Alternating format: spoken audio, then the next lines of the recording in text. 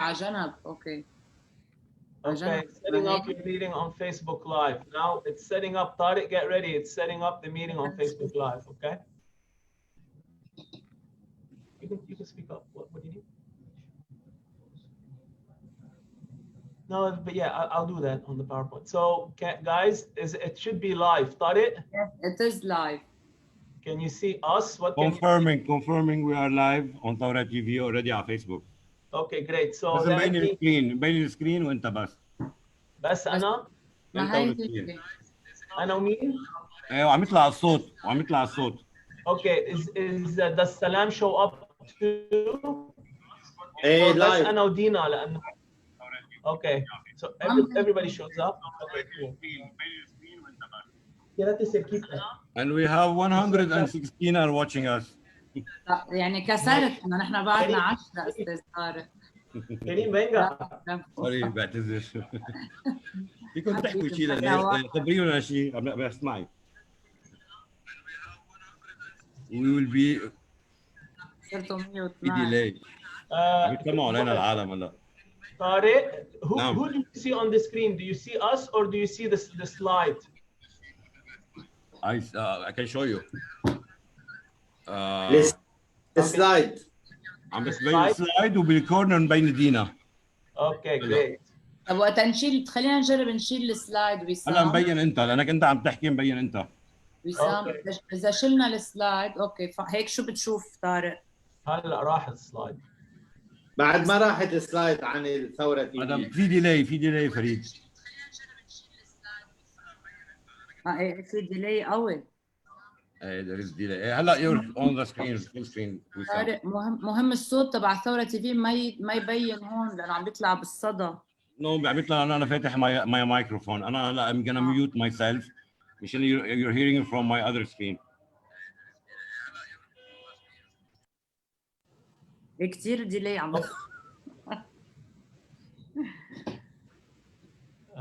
Okay, let's see.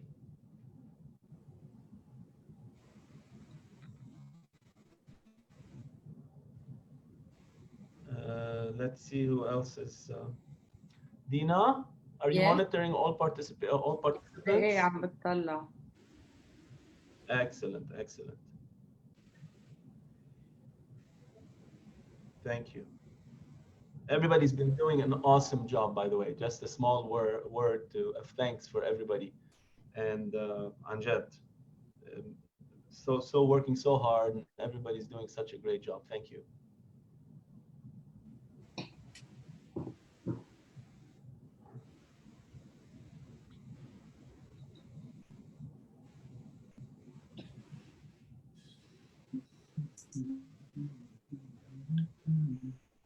عنا من كندا، عنا من هي طارق ثورة تي في. It's global, and we promoted it with Haida, which is why the reason that we're doing it in English. Really, it's just because we have global audience of that. So if anybody asks, this is the reason why. Maybe you should say that at the beginning, Wissam. كيفكم يا جماعة؟ أهلا بالأستاذ كريم. I will. كيفك ويسو؟ دينا, everybody. Salam. كيفك سلام؟ Hi, كيفك كريم؟ Now I'm going to mute and listen. Where are you located, Karim? ببيروت. أنا هون ببيروت. Okay. غريب إنه بعد في 18 نحن بس يفوتوا آخر تكة. Welcome to Lebanon. Guys, we are live on ثورة تي في. فيكم تقولوا شيء للأودينس اللي عم يتفرجوا علينا. عندنا تقريبا Hello ثورة تي في. viewers. عم اقول لهم انه نحن we're gonna be live soon. خليهم يضلوا معنا. خبرينا شيء دينا. شو بدي اخبركم؟ اسالني تجاوب. اكسكلوزيف لثورة تي في. شو بدك تقولي لنا؟ اكسكلوزيف لثورة تي في. قبل ما يبلش بده يكون نفسنا طويل وبالنا طويل ومستمرين من اول يوم لهلا. ما رح نتراجع بولا طلب لحد ما كل شيء نحصل عليه. التكتيكس تغيروا شوي، استراتيجيز عم عم نشبك كتير بين الجروبات، عم نشتغل مثل على الارض، مثل بالعقل هون كمان عم نشتغل، عم نخطط هاي دينا. هاي. بفتكر كلنا everybody. سوا. Hi Salam. Hi Wissam. Hi Hamdi, great to see you. Thank you. Hi Hamdi. Hi Osama. Hi Farid. I'm gonna go mute. Thank you. أنا قلب بالعادة ببعت واتساب ل 100 شخص، بس هالمرة اتكلت بس على الإيميلز. Well, I think And I'm sending to all my groups. Anyway, because it looks like. And we're gonna invite the Lebanese diaspora, our biggest economy right now, that nobody can take from us because they have their moms and dads here. and aunts. And aunts. Okay. It's by the way, guys, it's recording on Facebook. It's not yet recording I haven't started recording on Zoom. So the Zoom recording should start at the top of the hour. British time, if I may add. Wie geht's?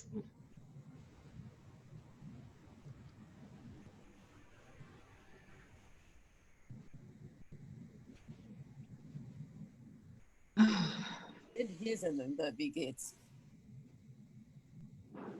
Wie geht's gut?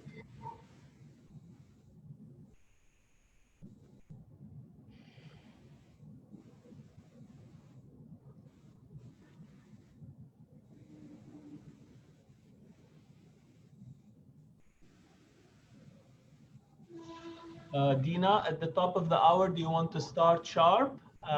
أنا بس عم بتأخروا، يعني أنا مفروض عندي شي 100 وشوي، عم بفوتوا على مهل. That's okay. I think we should start sharp because we have also Facebook Live people. Yes. So let's do that. بعد ما صارت 5 قد صار الساعة.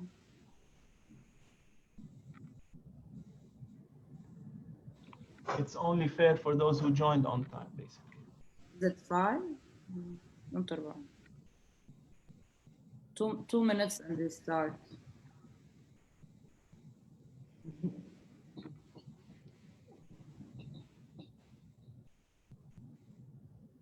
جورج عامل ميوت قد ما تحكي ما حنسمع ضحكتك. في مؤامرة. نحكي بس عم نأشر. Hi guys. اسم الله عليكم، بدل ما تكونوا 3 أشخاص صرتوا شخص. جورج خوري. أبداً. جورج خوري. These are your numbers, Dina. You have them all with George. You're 100 people. More coming. Naima and Wissam. Hi everyone. Thank you. It's pretty insane. My wife did a good job over the weekend. Hi Wissam. Hi Jamil. Welcome. Hi, thank you. Hi Dina. Hi. All right, I'm going to start recording now, everybody. It's 10 sharp my time, which is 5 sharp your time. And so we're going to go ahead and start recording. Dina, the floor is yours. Dina, please go ahead. Hello everyone. أنا بدي رحب بالجميع اللي عم بيحضر معنا اليوم. بحب أعرف عن حالنا. نحن مجموعة CCG Constructive Change Group. أنا القرار ممثلة بأنا القرار على الإعلام. مجموعة من المتعلمين متوسطي الأعمار من خلفية ثقافية واحدة. معظمنا خريجين مدرسة الانترناشونال كوليدج. عندنا نفس الرؤية للبنان اللي هي بالمستقبل ديمقراطي حر سيد حضاري وطن لجميع اللبنانيين. عم نقوم بهالويبينار تقريبا بالجمعة مرة تنعرف أهالي الثورة والشعب على الوجوه اللي نحن بنحب نعرف عنها أكثر ونشوف الطرق اللي فينا نشبك فيها تنتقدم ونوصل للأهداف اللي بنطمح لها للبنان اللي بنحلم فيه. The floor is yours, Wissam. Thank you very much, Dina. وأهلا وسهلا بسلام. سلام يموت. نتشرف تكوني معنا. So hi, everybody, and welcome to this live town hall event, virtual, because we can't do it in person. My name is Wissam Yafi, and I'm joined today by a special guest who also happens to be a very good friend and tech colleague. I first met Salam Yamout during a book tour of mine in 2011, where we struck a conversation, and I realized back then that we shared so many things in common, not least of which in careers and our love for technology and getting things done. Over the years, our paths have crossed several times, notably during her stay in the Council of Ministers, when she led the national ICT strategy for the Republic of Lebanon. I found that very cool, as it had been my thesis during graduate school, and what I had written about Salam was actually practicing within the Lebanese government. Every now and then, I would drop by the Sarai and get her feedback, especially I recall during the Syrian crisis when we launched some online education projects to support the public sector. Again, Salam was very supportive and very helpful as we tried to navigate the project through complex tentacles of the Lebanese government. And lately, with the launch of the Lebanon's Bill of Rights, once again, Salam showed quick understanding. May I ask everybody to mute, please, because there's some scratching happening in the background. Thank you. And lately, with the launch of Lebanon's Bill of Rights, once Salam Salam showed quick understanding of its complexities and sprung into action together with the colleagues at the Kitli Wataniye, together with Pierre Issa, to try and help and spread the message, one which is aligned with the Kitli's own sets of beliefs and plans, as we shall see today. Over the years, in all my conversations with Salam, I found her willingness to listen and articulate new ideas and visions quite refreshing. In a country mired with stale and entrenched political class, I, like many of you, have grown quite tired of the same old faces trying to sell us something they do not care to understand, do not believe in, and are not willing to change nor envision an alternative for. Lebanon needs new voices and new faces that come from the people, represent their hopes and aspirations, who can be fully honest and can empathize with them during a very difficult time in the nation's history. And no, they do not have to be billionaires, and they don't have to be muscle men either. They could be like us, from us, and working for us. Through her life and career, Salam has proven her qualifications as a tech exec, as a woman leader working in government, and God knows we need many more of those women leaders, as an activist, and she managed all of this while raising her family. And so please join me in welcoming Salam to this virtual town hall this morning and this afternoon and this evening, wherever you happen to be around the world. Now, before we start the proceedings, I'd like to take care of a couple of housekeeping items. As Dina stated earlier, this is a live event with many participant groups, and also one being shared with Thawra TV via Facebook. As such, we are expecting a heavier than usual attendance, and we welcome everybody. Only ask that you bear with us as we juggle to do all of this and handle the logistics. The program today will start with Salam sharing a few of her thoughts about the plans she is currently leading as the Kitli's president. This will be followed by some intervention on my part, asking some questions on several topics. Each part of these will be sectioned, and each section after that will have the opportunity for participants to raise their hands, virtual hands, and ask questions of Salam.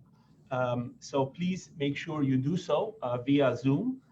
And the guys on Facebook, we will try our best to also answer some of your questions. Please put them as a text. Final note is, while our events are usually in Arabic and we are proud of our language, we have a sizable expat contingent. So we have opted to use English for everyone to understand. But of course, we invite you to ask your question in Arabic if you feel more comfortable in doing so. Without further ado, please join me in welcoming Salam Yamout. Salam, the floor is all yours. Thank you, Wissam. Thank you very much for this kind introduction. Let me start by changing a little bit the rules of the game and starting telling you a little bit about myself, how I got where I am today. So I'm Salam Yamout and the president of the National Bloc. And all my life, I was basically an activist, social activist. My two passions were women empowerment and technology. And around the year 2007, when we were working with the ICT community about broadband, and we had something called the Broadband Manifesto to demand broadband in Lebanon, I discovered that the bottleneck is policymaking. So everything was aligned except the political decision to make the change needed. So eventually I found my way to the presidency of Council of Ministers, where I was responsible for the ICT portfolio. But then I ended up doing a lot of other stuff that they asked me to do, like the EU, donors coordination, food safety, and what have you. And I stayed 6 years there. And this is where I discovered that it's not that they don't know, the political class or the political rulers or the ministers or whoever I came across during these 6 years. It's not that they did not know what is needed. There was no will, no desire to do reform. So this is where I left, but my heart was still into the change-making process. And I wanted then to become an active, to continue being an activist, but in the political sense. And this is how about 2 years ago, so I continued my quest. And about 2 years ago, I got introduced to the National Bloc. And this is where I found that it's a party that was at the time, 2 years ago, trying to rejuvenate itself, looking for fresh blood, fresh ideas. And I found in its history, the basis for a good political party. First, it had principles. It was a party, and it's still a party that does not believe in ideology and bends the principles in order to reach the ideology, but rather it's a party that sticks to its principle and stuck to its principle for the last 50 years. This is something that is very important for me. The other thing that I found, that it was a party that has a vision of a modern civil state, a sovereign state. The party believes in the dialogue between the people to solve internal problems, against the civil war, against the bearing of arms among ourselves to solve our problems, or to request foreign assistance at every little or big problems to solve our own problems. And this is how I became active in the National Bloc. And then the next big moment in my life was the Saura, 17th of October. I had been in 2005, 2015, and 18, but for the first time, I was overwhelmed by the national scope of the Thawra of 17th October. Here, for the first time in my life, I saw young and old, women and men, people from the north, people from the south, rich and poor, everyone. And this is where it dawned on me that this is the end of the civil war. It dawned on me we never came together to discuss our own problems. And finally, the Lebanese had come out to say, stop, enough. And this was an aha moment for me. And this is where I decided that I should maybe give it all I have in order to start making the change that is needed. I realized that the opponent is formidable. It has a lot of resources, a lot of all the money, all the arms, all the institutions of the government, all the experience. And so I decided that this is not something I could do on a part-time or on an ad hoc basis. I needed to do this, to give it all I have. My children had told me before that my generation, our generation failed them. This was my way to exonerate them, exonerate all the past that we have been through. And I believe that change is possible. Not only it is possible, we have a plan for it. And my aim as the president of the National Bloc is for the National Bloc to become a true model for political activism. That means it's a democratic party, open to all. It's a platform for people who want to try to do political work, and for a way for all of us to come together to win over this formidable opponent that we have. Well, thank you very much, for sharing this, Salam, with us. You mentioned, I'm going to I was interested in something that you mentioned, which is when the revolution started, you felt that this is a new start for Lebanon. Some people see it as a potential end. So you're kind of seeing it more as a hopeful message. Why do you see it as a start and not the end or is it the end of something and the start of something else? Hopefully it's going to be the end of something and the start of something else. And usually revolutions take time. I mean, our revolution is only about 6-7 months old. And usually revolutions take time. And revolutions have their own dynamics, their own thing. You know, nobody can put a label on a revolution. The revolution has everything from the far right to the far left, to the people that are truly for an ideal or an idea. Others that are in because somebody asked them to do something. Some people want to break things. Some people want to construct things. So revolution is an uncontrollable beast, right? However, this revolution, and I said about the diversity, at least how it started, and obviously the people have enough, and enough of the corruption, enough of the clientelism that is the mother of all our problem in Lebanon. And the people have spoken. The people came out and said, we want to live. We want to have electricity. We want to have good schools. We want to have healthcare. We want to have jobs, et cetera, which is the right thing. And as the situation, the economic situation is going to become worse and worse, especially that we're not starting with the reforms right away, the revolution will continue. And I find it very, very interesting. And the Lebanese people are mature enough to have asked all of them together without any orchestration, without any leader, one and only one demand, which is to request an independent government as a transition to power in order for us to have eventually elections, parliamentary elections that would then make the difference between what is before the Thawra and what is after the Thawra. I find this very mature politically, and we are all on the same page then. And I think we still should be on this same page because the way we see it is the transition into an independent government is the only way towards a peaceful transition of power.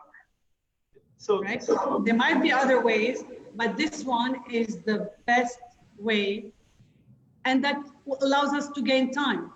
Because we are in a situation here that we cannot wait anymore.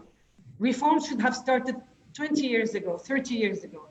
Every day, and with the financial crisis, every day counts. Every day is money lost and more money lost. Every day without reform is going to be maybe another 5 months or 6 months of hardship for the Lebanese.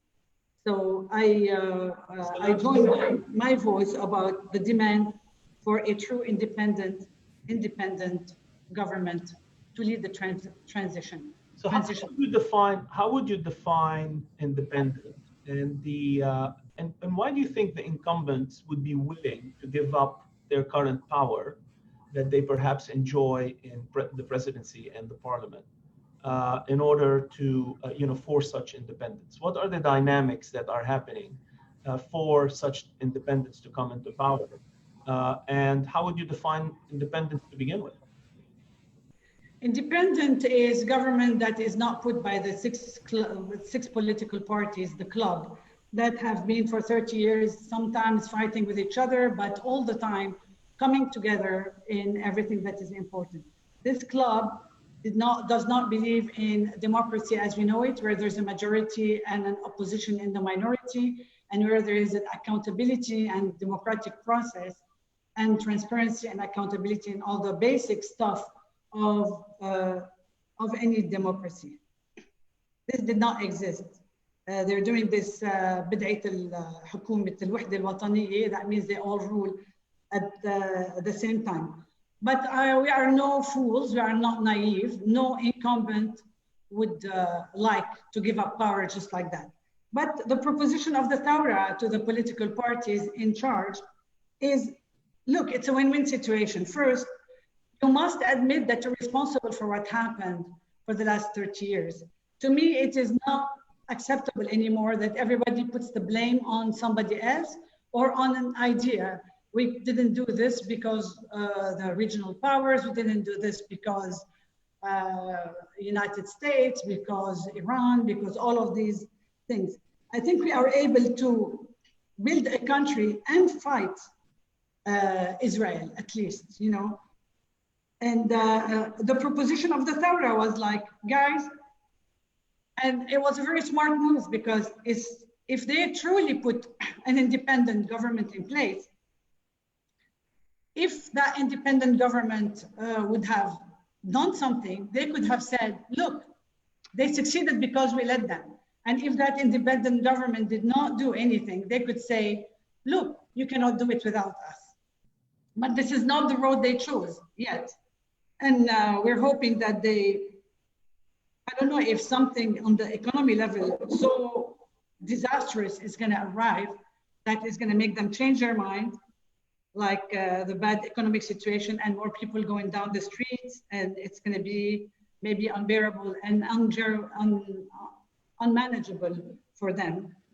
Or they're going to come to their senses. I would like to call on them to come to their senses, assume the responsibility that they had for the last 30 years, like any good political leader should. Assume the responsibility, admit that you have failed, admit that your system does not work, and let's try to find another way forward.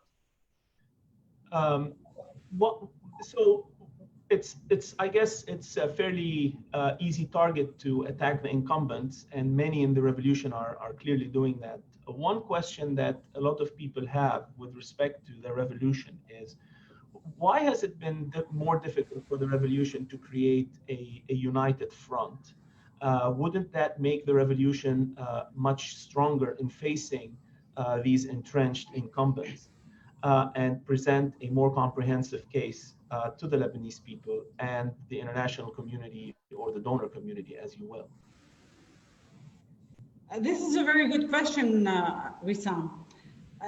You know, the failure of the state and the failure that we are witnessing is not only on the political system and on the judiciary and on the banks and on the syndicates, and it's on the soul of the people. It's everywhere.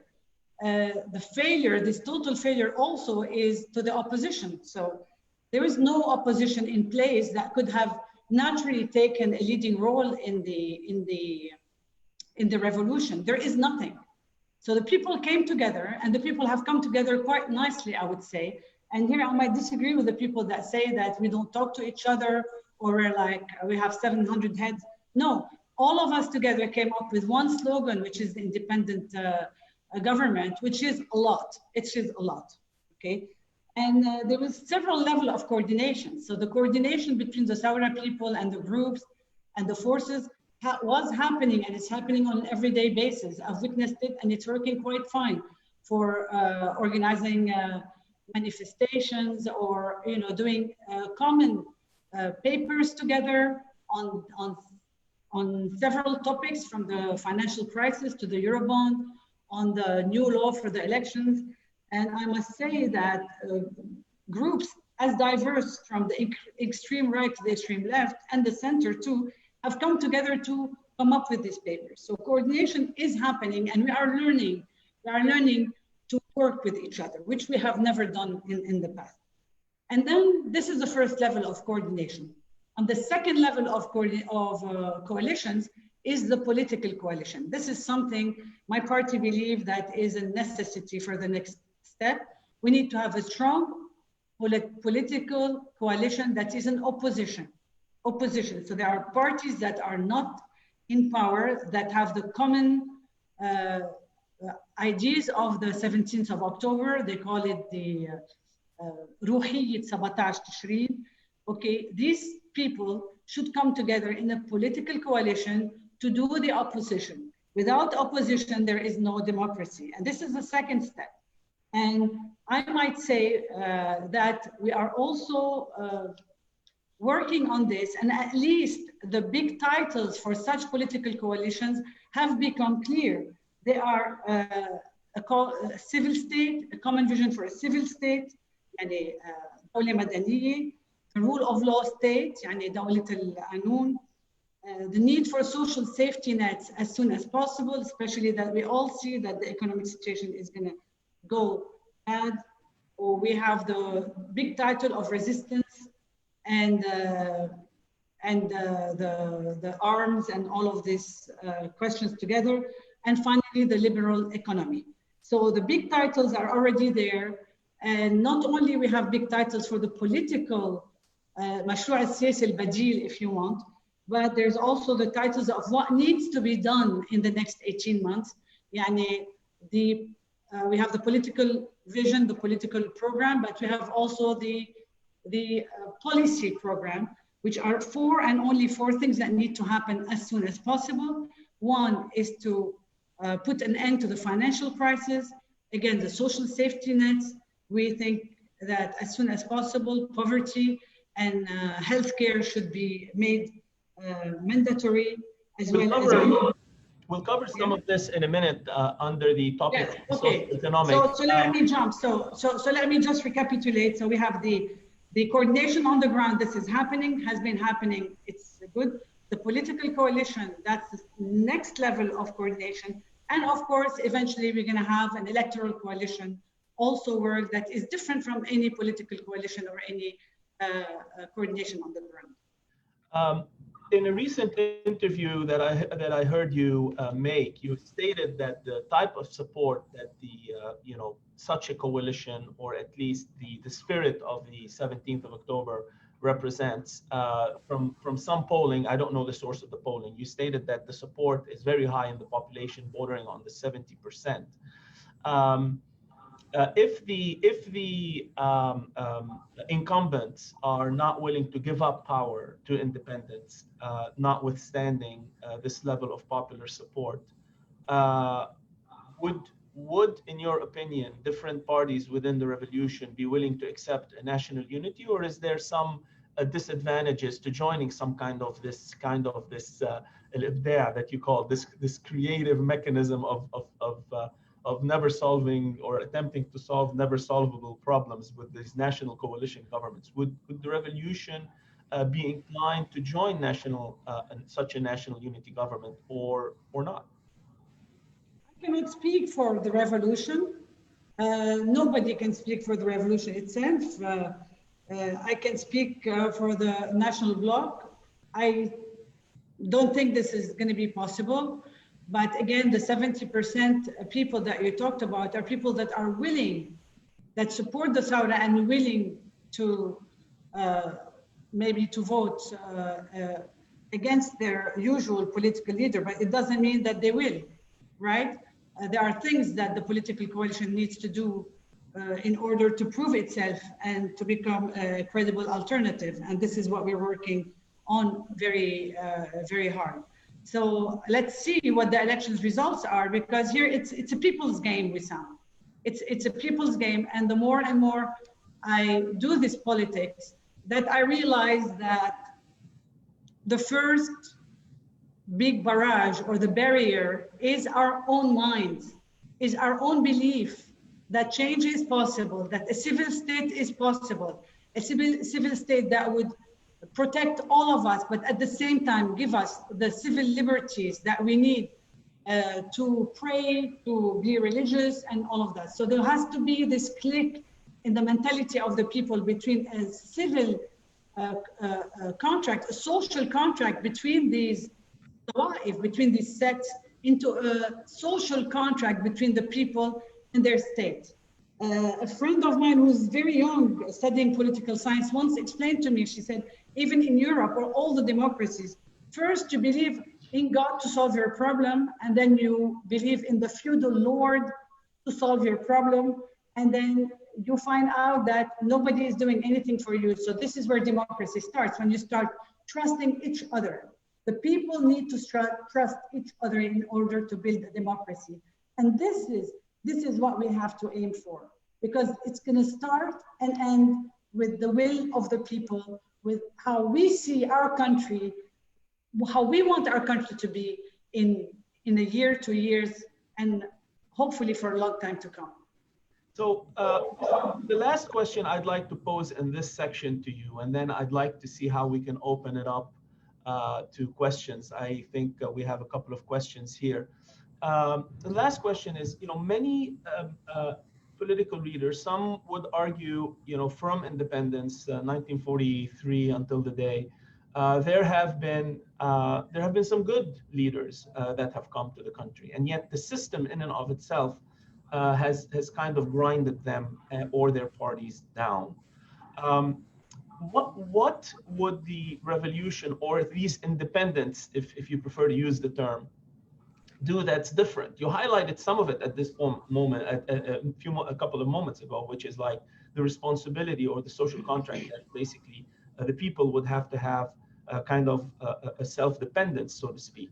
But is this the spirit of the change that's going to be required? Is it a leadership issue or is it a people issue? It's a leadership issue and a people issue, Wissam. As I said, through all my time at the presidency of the Council of Ministers, there were always 4 good ministers in any Council of Ministers. And I think if we go back even to 1990, there were always good people among the ministers. The thing is, it's about what the political ruling class, the political system perceives politics to be. They're not perceiving politics to be policy making for the good of the people.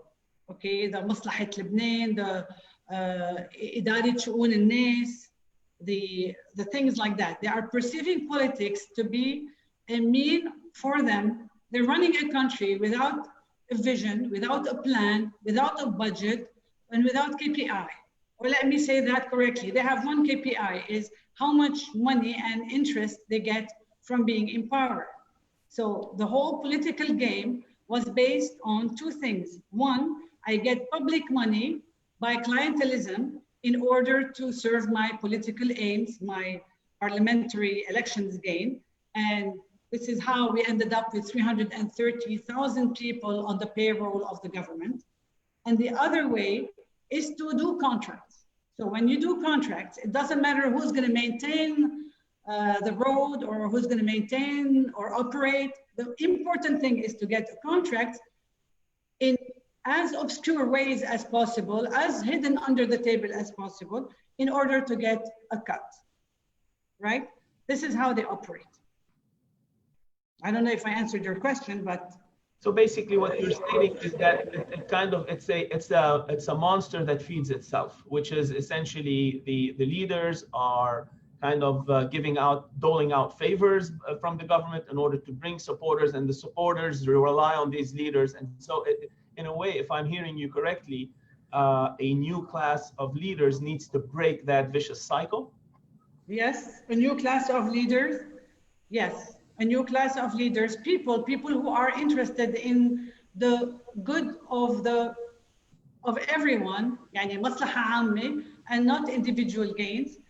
We have to find these people, and they exist. And usually these people are disgusted by politics, like I was 10 years ago, because it's a dirty game. But has come the time, and maybe we should have done it before, but has come the time for the people to take ownership of their country. And the way that they have to take ownership is to be in the driver's seat. We have to start driving this country all together, or with a new leadership and with new rules, because the #1 rule that is now happening is corruption. We're not following our own rules. We have Nisa and Dastur, and we have under the table, and we don't have any transparency. We have to start reworking on the principles based, with the basic principles of transparency, of accountability, of putting people in jail when they do wrong. We cannot, it's not l'école des fans, everybody's going to win all the time. Some people will have to lose, they have to be responsible for what we have done. It is not joke. It is not a joke what Lebanon is going through today. It is not fair for all the people that have saved so many years of their lives, saving money for their retreat, that the government does not give them, for their retirement. And look, there's no money, there's going to be soon no food, no I mean, what is left? Already we had no electricity, no water, no garbage, no healthcare, no jobs. So what have we got to lose? We have nothing to lose. It is time for us. It is time for us to all come together and do what is needed to do. We have to reclaim our country. Thank you, Salam. So I have some questions here. I'm going to open it up. This is within, guys, if you want to raise your hand, please do so through the tool. I see here, I'm going to try and get as many questions as possible. Just a word of guidance to all of you. Please state your name and then your question clearly. And in the words of a university dean of mine, please make sure it's brief and it ends with a question mark. So the first question, I believe we have Jamil and then followed by Farid. Jamil Barraj, could you please go ahead and pose your question? You're on mute, Jamil. Unmute yourself. Yeah. Hi, Wissam. Thank you for that. Thank you, Salam, for the kind introduction and how you started. So I have a two-part question, I guess. So I've been studying recently the Singapore model fairly elaborately, and by all accounts, Singapore is probably one of the most successful countries in the world, which has been built in a space of 40 years. Lee Kuan Yew came to Lebanon in the 60s, and he wanted to model Singapore on what Lebanon is, and we know what the rest is. And I guess Dubai has followed this model. So my question to you is the following. It's I'm now starting to be convinced that we need some sort of an authoritarian regime, okay, a fair dictator, where all these things that you have mentioned are not going to be accomplished unless we have some sort of leadership that is really strong and rules with an iron fist. What do you think about this? And my second part, very quickly, is why not be visible? Part of the issues that we have is we don't have proper leadership, okay? For the Thawra people, we don't have proper leadership. Even among Thawra, we have a lot of people who are divided. Some people say, Killon yani Killon doesn't include Sami Jmail, or whatever. So why not put, and this is from a personal, straightforward question, why not put your hat in the ring and say, I'm going to lead this, and I'm going to be visible, and this is my agenda, and this is the way I'm going to do it. And I'm going to unite all Thawra around this. Thank you, Jamil, for your questions. Salam? Sorry about the length. Oh, it's okay. I mean, fair dictator. I think we've had our. I don't believe in I don't believe in dictatorship, and I don't believe in fair dictatorship. And I tell you why. Because our strength is our diversity. Has been our strength for a long time. And I believe in the caravan model. If you want to go fast, you go alone. If you're going to go far, you have to go with others. You have to move at the speed of the slowest camel. The problem with dictatorship is it's unsustainable. And dictators become crazy before you know it. They all become crazy. We have our fair examples of people who have gone crazy, being dictators or thinking that they alone can solve all of the problem. What we need is a new way of thinking. We have to find a new way to turn our diversity and the freedom that we have, not into becoming chaos, but into doing a model that works for all of us. Yeah? So yes, and even though it's one of the things that you didn't say, but I will go ahead and say it for you, is one of the options in all revolutions, of course, is a military dictatorship. But I would invite you to think about what this would do to Lebanon, especially when foreign powers are going to start to get into the game, and it's going to be, again, before we know it, bloody and uncontrollable. Okay, so this is for the first. Singapore is the most successful country ranked consistently 1 and 2. It is a fair dictatorship, and Dubai is not very far behind it. So,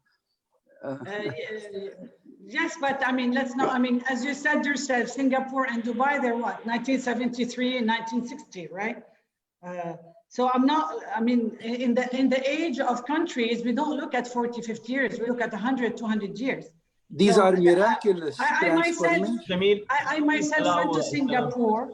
I myself went to Singapore, and it's not. I mean, it's a miracle because it's a small country. But what I'd like you to tell me about Singapore and Dubai is that they abide by rules. Let's start there. Do we have to have a dictator just to start abiding by our own rules, by our own constitution, by our own laws? You know, it's different. I mean, some countries abide, and not only abide by their own rules. France and Germany and Iran and a lot of countries abide by their rules, their own rules. We don't even do that. So before we go into dictatorship mode, you know, one more thing about Singapore. When we went there on an entrepreneurship mission with the World Bank, and they listened to us and we listened to them. For everything they do over there, the government puts like 50% operating cost of every company. The government is very, very heavy on everything, this boom of entrepreneurship. And we told them about the Lebanese stories, and they were like, and the government doesn't do this? No, and the government doesn't do that? So we agreed at the end that the best model is to send our entrepreneurs to Singapore to get the best deal out of the cuts. We are ahead of the Singaporean in the entrepreneurial spirit, in the way that we can do stuff on our own. All we need is some order, abide by the rules, do not make exceptions anymore, and do not allow corrupt people to just steal us in front of our eyes. This would be a good beginning. If this doesn't work, Jamil, I'm willing to try the dictatorship with you. Thank you, Okay. Salam. Okay. Thank you, Jamil. Fareed, thank you. Please go. Thank you. But sorry, the second part of the question. I think I've gone through it. Nobody speaks for the revolution. I don't think a revolution has necessary leaders. What I said, what we see, the National Bloc sees its role as in a political coalition that is in opposition. This is where we found ourselves. And it's different from leading the revolution. This is something a political party should be. It should be in opposition to the ruling party and class. And that's what we know how to do. This is what we are trying to do. This is our place. Thank you, Salam. Thank you. Thanks, Jamil. Fareed, please go ahead. Hi, Salam. Thank you. Hi, Wissam. Actually, I have, what will the National Bloc present to the people as a full program to create trust and to provide security net to replace this, the feudal system, the existing one? And will be the political coalition, is the security net to replace the existing one? Thank you. Well, sorry, what was the last part? And will a political coalition, which you just spoke about, will it be a way to create this security net to replace the existing one, which is the existing system? I guess Fareed is referring to the quote unquote social safety nets that are offered by the incumbents to each one to their own groups, and how such an opposition could provide an alternative. Correct, Fareed? Yes.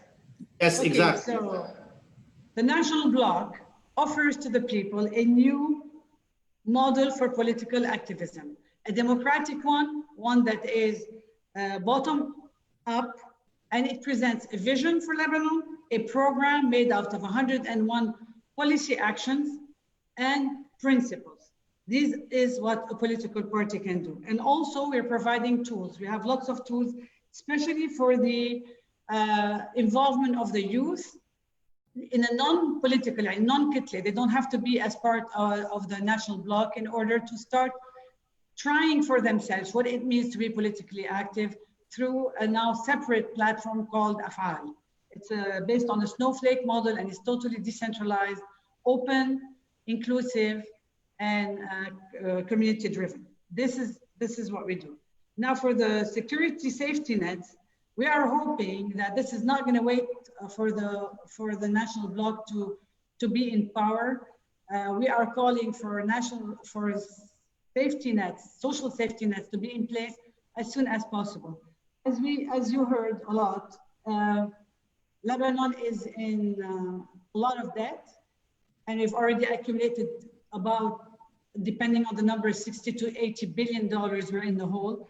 And our estimates is that in addition to what the government spends already on social safety net, in health and other stuff, if we add $1 billion to that, then we would at least have health coverage for everyone and health for the poverty. And Salam, بس I mean كيف رح تقدروا تقنعوا الناس إنه this is a replacement to their existing system للزعيم تبعهم؟ How can we prove to them that we're going to provide you a replacement to this security, has safety net اللي هن خلقوها all these years? Sorry, I interrupted. لا معك حق. It's a challenge, Farid. You know, if any of us had the magical wand, maybe we would have done it 30 years ago, right? It's going to be it's an everyday work of 24 hours per day to talk and provide alternatives and explain how it's going to be. And it's the battle. It's what we do as a political party as well. You know. Thank you, Salam. Thank you, Farid. Just a couple of comments from Facebook to share with everybody. One, Lina Komati says, it's refreshing to hear the point of view of a constructive and hopeful politician. If there's time for all of us to roll our sleeves, then the time is now.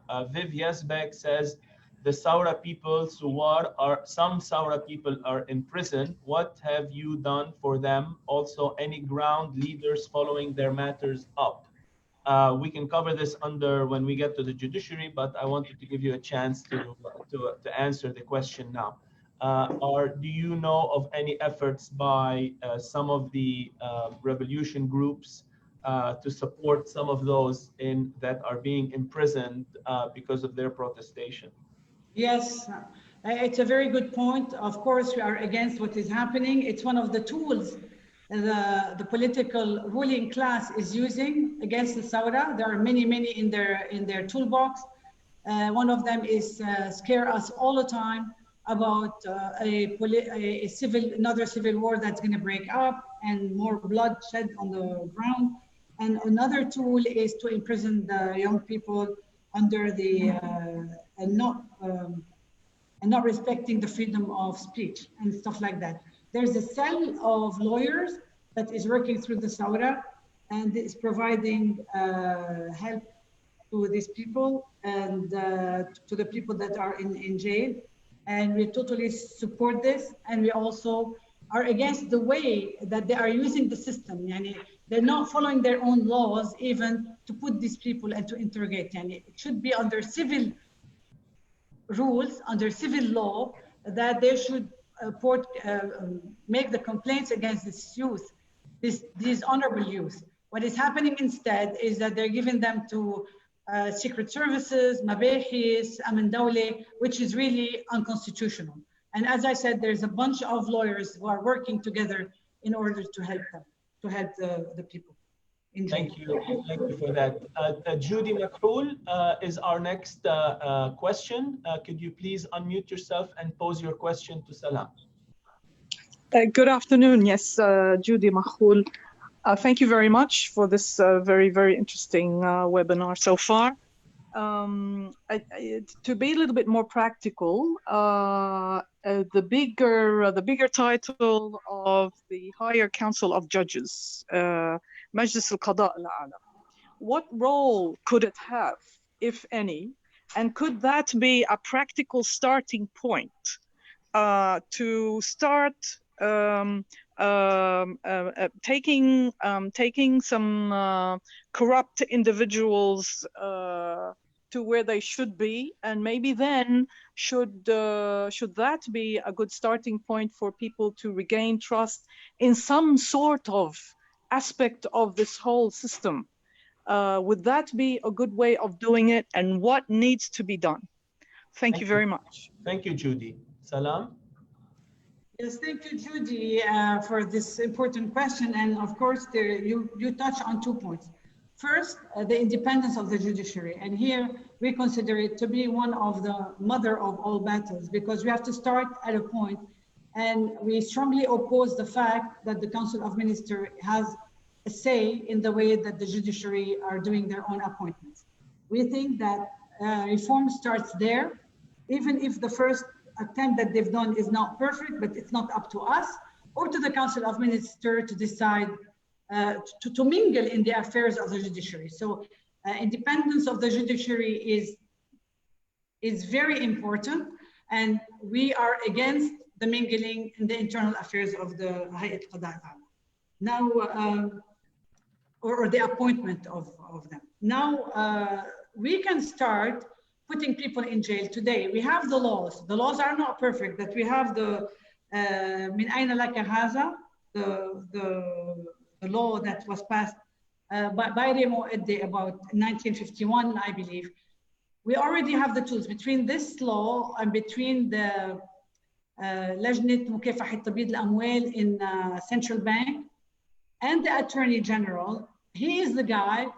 This is the side that can start making the dossier. It takes time to build judiciary files to open a question. But if they started yesterday, I think soon they would have enough evidence, especially we all hear television every day, and themselves in the parliament and on television, they go and show us documents and talk about each other, about the corruption of each other. So the evidence is there. Attorney General should move in ASAP to start forming the files that we can do to start putting people in jail and at least holding them accountable and responsible for their actions. Again, this is part of the reform we're asking for. That's why we're saying independent government, because somebody has to make these tough choices. The people that are making the tough choices and start the reform in opening files, in bringing them to the justice, etc., they cannot belong to one of the political parties. And this is what's happening today. So this is why nothing is moving. The reforms have not started, and there is no indication whatsoever that any fundamental reform is on its way to start. Speaking of reforms, thank you, Salam, and thank you, Judy. I'll come back to the questions in just a minute. Speaking of the reforms that you mentioned, these are clearly, there's reforms everywhere you look in the state that are required. And currently, one of the most important reforms that are being discussed have to do clearly on, with what's going on with the IMF. And spokesperson Jerry Rice recently stated, and I quote, "There's a need for comprehensive reforms in many areas, which requires acceptance and consensus from the society as a whole." Salam, what is your opinion? What, in your opinion, are some of these required reforms that society needs to accept? And do you think these are limited to financial reforms, or would that be enough to convince the world that Lebanon's old ways have changed, or are there more fundamental reforms that are required? Everything I touch, I find, right? There is corruption all over, and nothing really works well in Lebanon. But we have to start somewhere, don't we? And then I think this stopping the corruption, at least, making the law of the Freedom of Information Act, transparency is one quick reform that could start. Until now, when we ask municipality, when we ask any government entity to see the contracts, to see the things that is by law that has passed, citizens' right to see, they're telling us, oh, we haven't started implementing this law. So this is step number one, transparency. Step number two is hadr al-fasad, right? So no need to put money, no need to put water in a tank that has a big hole in it. Well, Lebanon governance system has a big hole in it. Before we start closing that hole, there's no need to put any more water, any more money in it. Even if we get the money from the IMF today, we're going to do the same thing that we have been doing. Electricity is one thing we can start with, but it takes at least a year to show the results. So there are things that we can start with. Hayat al-Ra'abiyya, We supervision, auditing, supervision, etc. Yes, auditing, supervision. We have to start make this work. We have to start making the judiciary independent. We have to start, as Judy said, taking files to court, to sue the people that have done. And there must be a clear political decision that business as usual is not allowed, especially in the contracts and in the hiring people. At least if we start with these 5 things today, you know, that would send a clear signal to people interested in giving Lebanon another chance. And let us not kid ourselves. The problem that we have today is a problem of trust, Again, this is why independent government is needed, because nobody is going to try something that has been tried. And these people, this political class has been tried for the last 30 years. Nobody's going to trust the banks anymore for another 5 years or maybe more. In order for us to do what we need to do, we need to restart the trust. So this is, again, I'm calling for a way out, is this independent government to start, and I'm saying only to start, the trust-making process, so that people, internal depositors, the Lebanese people themselves, or the investors whose money we need in order to jumpstart our economy, or the IMF and other countries of the world that would invest in Lebanon, in the treasury of Lebanon, in order to give us another chance. Before I get to the next question of Walid, prep yourself in just a second. Just a quick follow-up on this.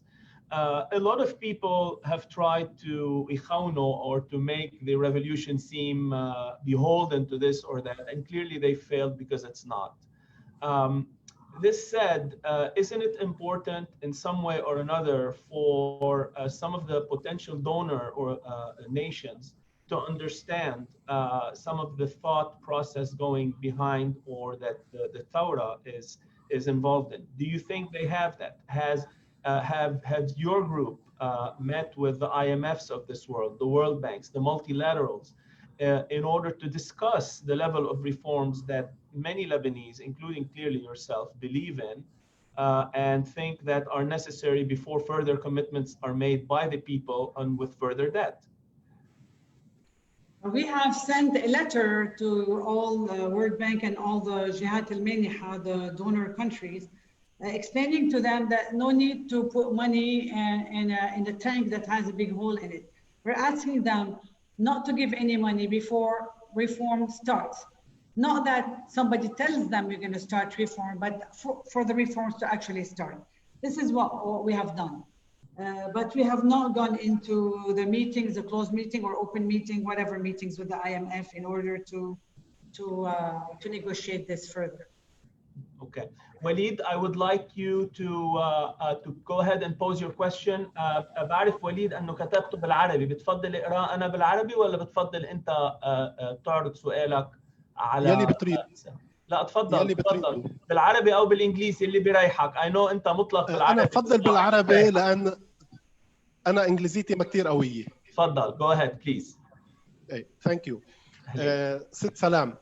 حكومة حسان دياب عاجلاً أم آجلاً بدها تسقط، ونحن مقتنعين بأنه حزب الكتلة الوطنية لا ينطبق عليه ما ينطبق على أحزاب لبنان التقليدية، حيث لا سلاح، لا دماء، لا فساد. فهل توافقين على ما يراود بالنا، وهو دعوة المجموعات الثورية يلي already نحن عم نشبك مع عدد كبير منها حتى تنزل إلى الشارع برؤية موحدة بعد سقوط حسان دياب؟ ونناشد انه والله نحن بدنا الست سلام لرئاسه الحكومه، هالمره نحن اللي بدنا نملا الفراغ، ما رح نقول لهم انتم سموا ونحن بنعطيكم راينا مثل ما عملنا مع الصفدي ومع سمير خطيب. وهل اعدت الكتله وزراء لمثل هيدا الظرف، علما بانه المهام للحكومه الثوريه لن تكون الا رد المال المنهوب واجراء انتخابات؟ شكرا جزيلا. Thank you وليد. سلام. اوكي. بالعربي ولا بالانجليزي؟ لا تفضلي بالعربي ليقدر يفهم and maybe I'll do a very quick summary at the end for the expats who may or may not understand but بالعربي بفهم أكثر. تفضلي بالعربي سلام. هو سأل كذا سؤال يعني فايتين شوي ببعضهم. أول شيء بالنسبة لقبول رئاسة الحكومة، أنا بحزب، أنا ملتزمة بحزب سياسي وأنا جزء منه. هالحزب بيعتبر إنه كل القيادات تبعيتها من اللجنة التنفيذية والأمين العام ما فينا نترشح لانتخابات ونكون كمان أعضاء بالهيئة التنفيذية يا أما برئاسة الحزب. هلا أنا مضطرة، أنا ما بقبل هيك شيء، مع إنه هذا الشيء بشرفني طبعاً، بس أنا ملتزمة بالحزب، وإذا بيكون في غير معطيات لأنا أتنحى عن الرئاسة وأتنحى عن عضويتي باللجنة التنفيذية أكون مرشحة ثورة ولا غير شيء، هيدا قرار بيتاخذ من قبل اللجنة التنفيذية بدوني بهيدا المجال. كمان عم بتقول إنه عم تحكي على الإصلاحات الملحة المطلوبة اللي هن 2، هن أصلاً 4 لأنه في مثل ما بلشت أحكي قبل، في هو وقف الأزمة المالية أما حاططها بأقل ضرر ممكن على المودعين اللبنانيين الصغار، هذا أول شيء لازم نعمله. ثاني شيء لازم نعمله هو تغطية صحية الشاملة ومحاربة الفقر المدقع، ويمكن ضمان شيخوخة إذا كمان بقي، إذا لقينا نلاقي مصاري. هدول الشغلتين مهمين شو ما يصير، لأنه الناس عم بتجوع ورح تجوع أكثر، وبال2021 رح تجوع كمان أكثر من هيدي السنة. ما فينا نترك بلد بدون شغل، بدون وظائف، وبدون كمان أساسيات الحياة يلي هي التغطية الطبية ومينيموم لشبكات الأمان الاجتماعية. هيدا لازم يكون ثاني شيء. ثالث شيء لازم نعمله اللي أنت تطرقت عليه، آلية القضاء ووقف الهدر ومكافحة الفساد، وطبعا محاولة استرداد الأموال المنهوبة. ورابع شغلة هي مطالبة الحكومة بالتحضير لانتخابات نيابية. قد ما فينا لازم نطالب انه تكون نزيهة وعادلة. هدول المطالب. اقدر اعلق شوي على الإجابة؟ أكيد. سؤال وليد، لأنه عندك سؤال إذا عندك بليز، لأنه بعد في 4 غير 4 ناس ناطرين بالهذا. بليز جو أهيد. سؤال just a quick follow up إذا بتريد. لا بس كنت حابب أقول إنه كنت مفكر إنه تصورنا واحد باعتبار محاربة الفقر وضمان الشيخوخة وكل شيء قال منها إلا نتاج نظام سياسي فاسد، ما علينا إلا نغيره من خلال حكومة ثورية. ما تنط إلا للحكومة تعمل لنا انتخابات، لن يحصل. بدنا حكومة ثورية. كنت من قلبي بتمنى تكون الست سلام وندعمها، وهالحكومة الثورية تعمل هالاشياء. الاشياء المطلبية الثانية بتجي لحالها تحصيل حاصل. Thank you. هون موافقين. okay. Thank you. سوري، سأل كمان وليد على الأسامي. نحن قبل ما طلعت حكومة حسن دياب كنا محضرين بفتكر 50 اسم ليتولوا الوزارات، وحتى الناس كمان تنقي من بيناتها. وما عندنا مشكل. بفتكر انه في كثير ناس منيح بلبنان، بنعتقد في كثير ناس وقدرات وناس بدهم يشتغلوا للمصلحة الوطنية. إذا في إرادة في طريقة لنحط كل هدول الناس. 100%. Thank you. شكرا وليد. Thank you Salam. Next question by Nancy Stefan. And then I have a quick question also that's coming from Facebook. Nancy, please. Nancy Stefan. Yes, hello. Hi, Wissam. Hi, Salam. يعطيك العافية. I have a question. It's a bit okay. So you spoke about the necessity to create the power or a coalition powerful enough to claim some part of, claim back the power or anything. How are you as Kitle dealing with the unorganized groups of Saura, which are many, and why I don't see the Kitle boldly recruiting people or members or supporters? So it applies as well for other أحزاب عابرة للطوائف. I don't know if it's on purpose or if it's just the environment does not allow boldly recruiting. Thank you. Thank you, Nancy. Thank you, Nancy. Maybe we're not visible enough in what we do. We're not we don't like to, I don't want to say a bad word here, but we're doing, it's a 24-hour per day job for us. So we're working at the same time on recruiting youth through this Af'al platform where they're not really Kitli, but where they can try the political work. This is going on. We're also very much in the regional expansion stuff. So every week or more than 2 days a week, we're outside Beirut talking to people, and and you have to get them one at a time. We're discovering that you have to make the recruits one at a time. So maybe it's not visible to the outside that we're working on this every day. We say about ourselves in Arabic, نحن مشروع وطن مش مشروع حزب. الكتلة now is kind of the plumber that, some people are better in downtown Beirut holding, doing the manifestation. Some people are better in this. National Bloc is seeing itself as the plumber. We are the one who work behind the scenes into making every block ready, every building block ready for everything to come together. So it's a lot of work on a lot of levels. Love to have a meeting with you, all people that like to show you all the work we are doing every day with numbers and with what we are doing. It's impossible. It's not on our radar screen to be vocal about what we're doing. Maybe one day we will do this, but for now it's work, work, work. Do the building blocks, be the plumber, be the one that people can depend on in order to get all of us to the next level. Because at the end, it's all of us who are gonna either make it or we're gonna all die. Thank you.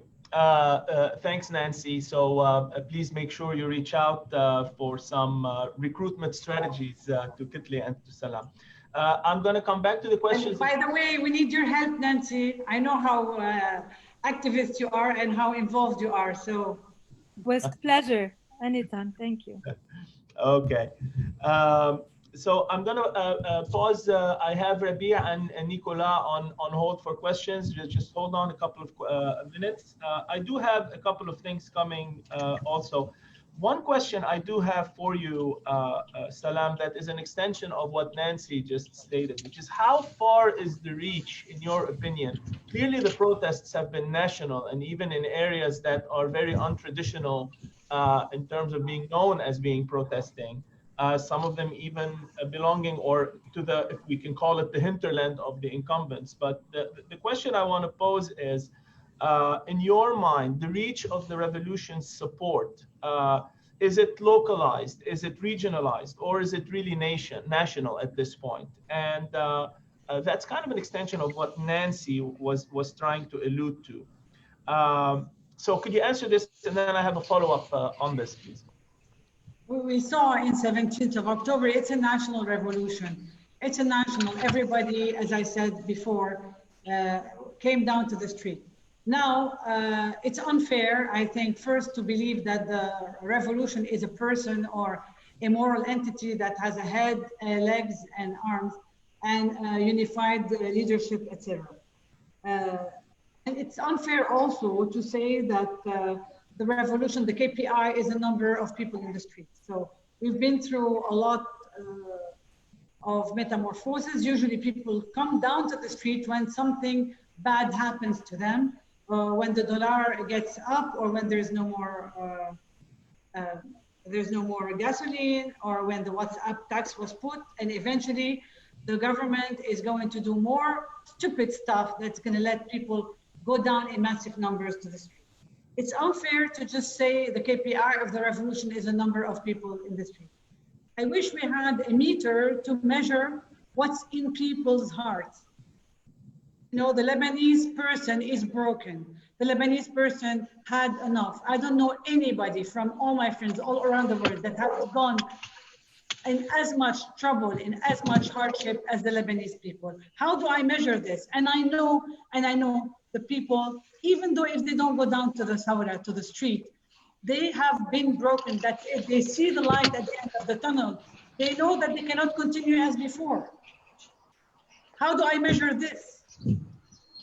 Yeah, and this is the future. This is the future. So, this is what we're working on.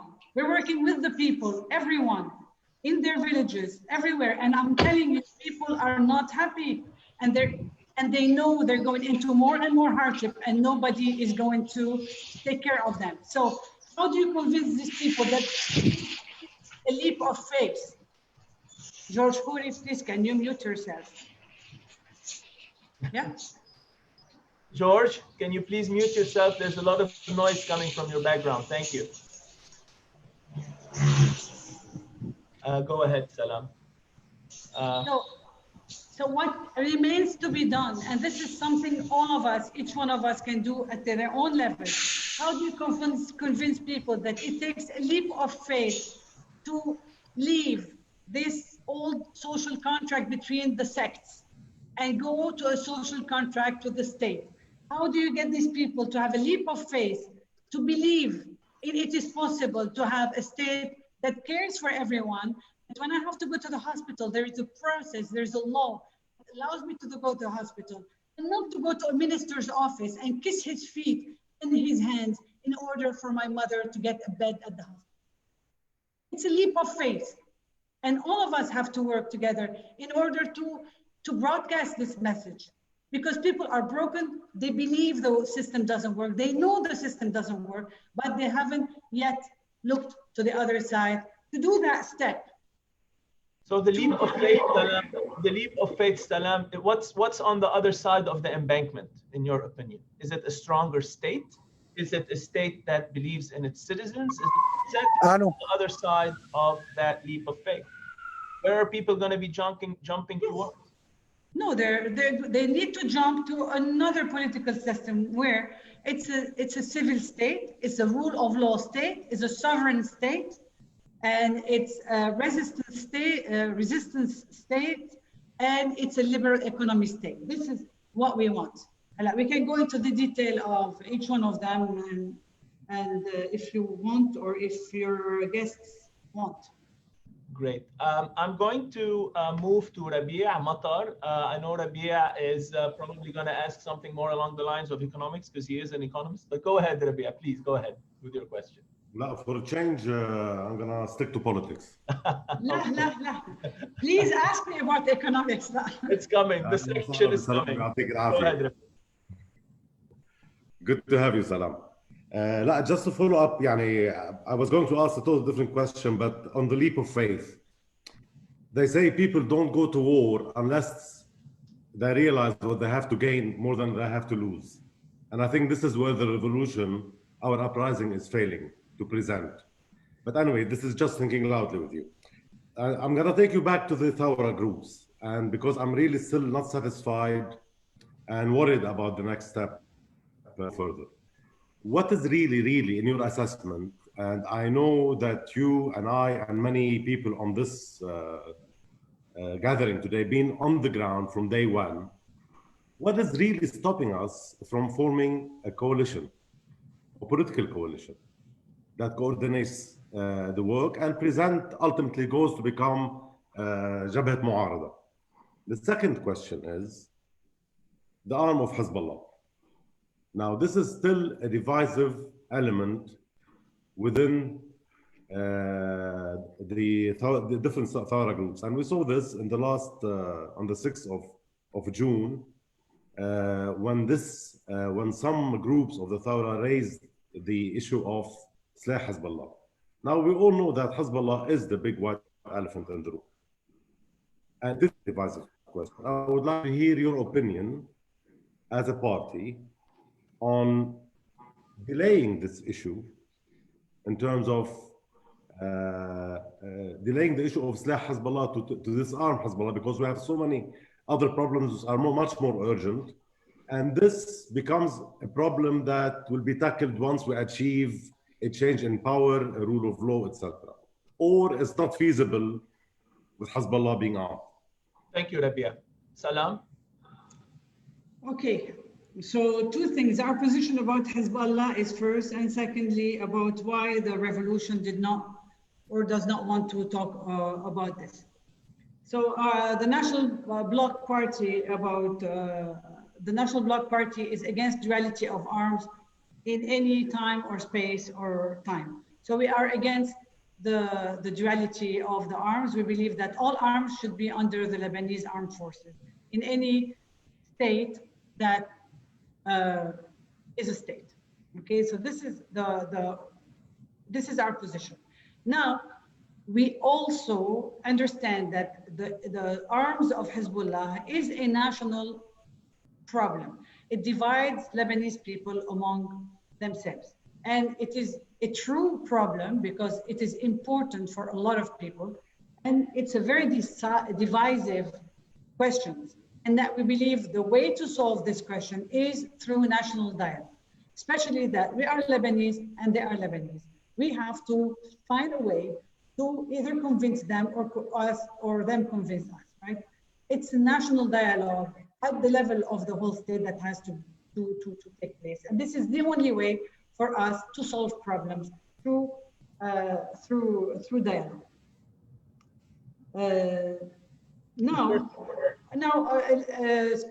About, I think the 17th of October, as I said before, the young people and old people, the Thuwar were very, not emotionally, politically mature, because when they went to the street, they said we are going down to the street because of matalib ma'ishiyi, because of corruption, because of jobs, because of health, etc. And they did not bring it up. Maybe because they knew because it was a divisive issue. And now what we're seeing, the revolution, some are repeating these slogans, is I have two explanations for this. One explanation is that the political parties themselves are bringing this in order to divide the revolution. And the other the other explanation that I have is that it's easy for us to fall back into 8 and 14. We've been doing this in 2005. It did not lead to anything, right? So why try something that has already been tried? The division between 8 and 14 is not the right division in the present day, where the state is bankrupt, the banks are in technical bankruptcy, there is no social safety net, there are no more jobs. Okay? Yes, Hezbollah is the elephant in the room, but I think there are several elephants in the room. If we leave the political system as it is, as I described it from the beginning, with the corruption, with the not following the rule of law, with all these 6 political parties cutting up the contracts and doing all the corruption stuff that they're doing, you think all our problems are going to be solved? We have a lot of problems. We have a lot of problems. Hezbollah is one of them, but we have other problems. We cannot just single-handedly say, this is the only problem of Lebanon. If we just fix that, everything will be solved. No, before Hezbollah, we had problems. We had civil wars. And before Hezbollah, we had in 1969, Remo Edde stood alone in parliament for 2.5 hours saying why we should be against the Cairo Agreement. He was a friend of the Palestinians. He was with the Palestinian cause, yet he stood against the Cairo Agreement that allowed the arms of the Palestinians to be legal in Lebanon. And he said, this is the beginning of the decline of Lebanon. Be careful. You're going to open the country wide open to all the foreign powers and corruption too, because in 1970s, the Palestinian militia were also doing the illegal trafficking, and they were making a lot of money out of having arms too. He said that in 1969, and fair enough. Unfortunately, he was right, because after 1969 came the civil war, and we have been declining ever since. Salam, I would like to follow up this question of Rabia. Thank you, Rabia. In his latest discourse, Hezbollah Secretary General advised the Lebanese people to start looking east. Can Lebanon afford to abandon its or to bet on one direction versus the other?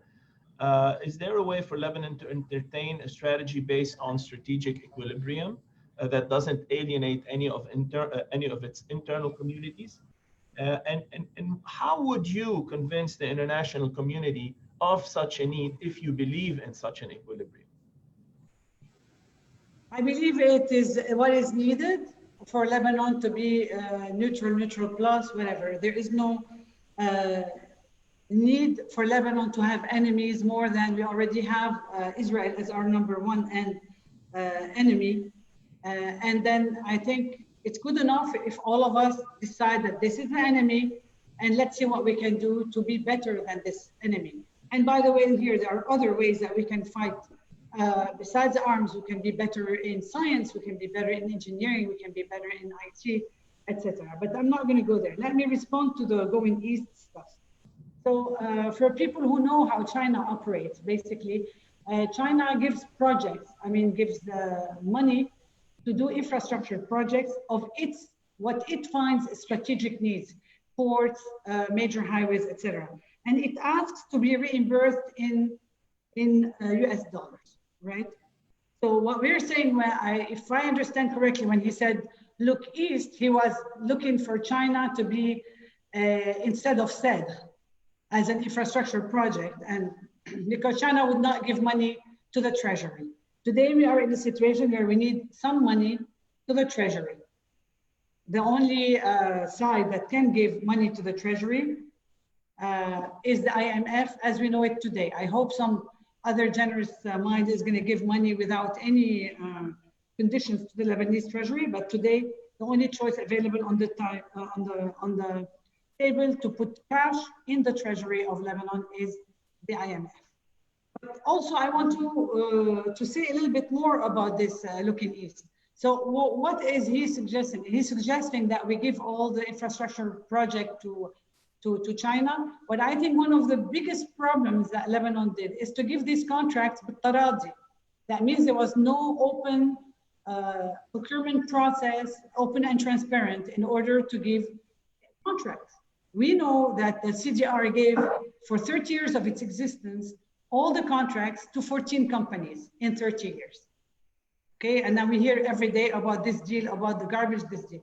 We should refuse to have بالتراضي contracts with anybody. We should let the French and the Armenians and the Americans and the Chinese and the Russians, why don't they bid fair and square on the procurement process that we put and let the best deal win? So the interest of the Lebanese people, above all east or west, it's basically look inside as opposed to east or west. Well, thanks for that. Always look inside. First, find out شو المصلحة الوطنية, what is needed for Lebanon, and then and only then act. I have one question from Nicola. He's been waiting for a while. Nicola, please go ahead. Thank you, Rabia.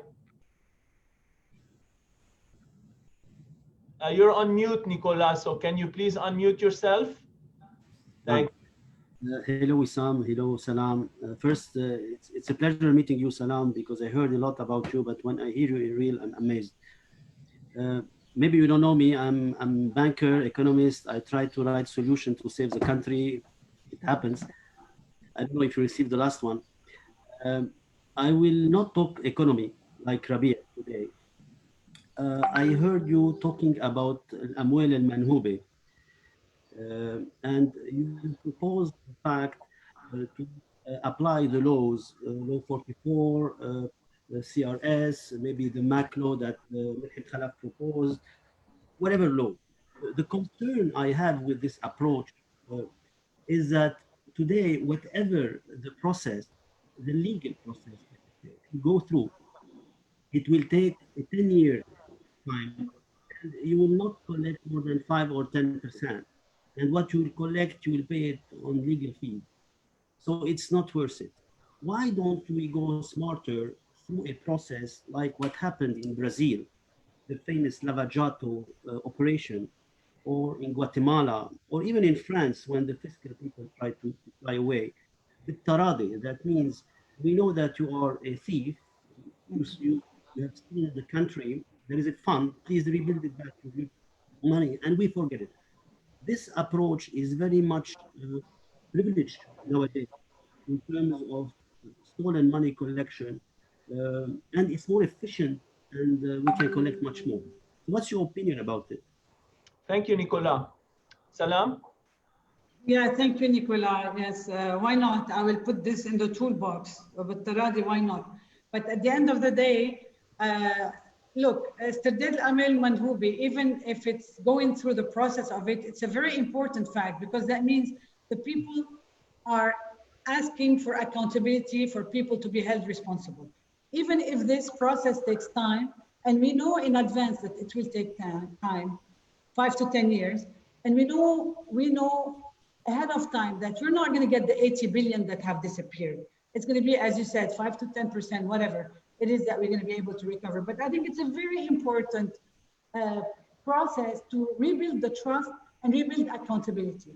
People that have done harm should not be forgotten. People that have done harm for 30 years have to be called for what they are. No, Salam, I'm not saying we should forget them. On the contrary, we should put them in jail if possible. But now you were rightly saying that we need liquidity to the country, and the only liquidity is IMF. But the IMF liquidity is nothing. It's a $900 million, 870 exactly, a year if the reforms. And we need 7 billion a year. So we have a big problem coming ahead in the next 3 months. Either we go to starving the population, or the country will be collapsing, and we need a way. We cannot say, I don't want to do this and not to do that, and the end we collect 800 million if we do the reform. Because the foreign reserve in the central bank, there is still $1 billion in it. Otherwise, they will hit the mandatory reserve of the banks. I'm sure you know the numbers. So we are facing a huge problem today. The faster we can collect money and liquidity to the country. No, Nicola, I cannot not agree with you. You are absolutely correct. And this is one of the specificity of the Lebanese financial crisis. Unlike all the other countries that you mentioned, and Cyprus and Greece and all of this, the amount of the debt that we have, the amount of the hole we are in is horrendous. Never before have we seen the magnitude of it. You know, $80 billion. You're right. Not one solution alone is going to dent, and it's going to require that we look again at our economic model, because also all the Lebanese have been living, the government has been living definitely above its means. The Lebanese person has been living above its means. It's time to rethink economy, and with the COVID that has happened also lately, I think it's time for a new economic model. And here I look again at the youth, about circular economies, about sharing economies. I think we're nobody can solve our problems except ourselves. And maybe we start looking at other ways to cultivate the land, are finding alternate solutions, depending on each other, reduce our consumption. It's going to be, go ahead, Salam. It's going to be a basket where we need to do a lot of this stuff at the same time.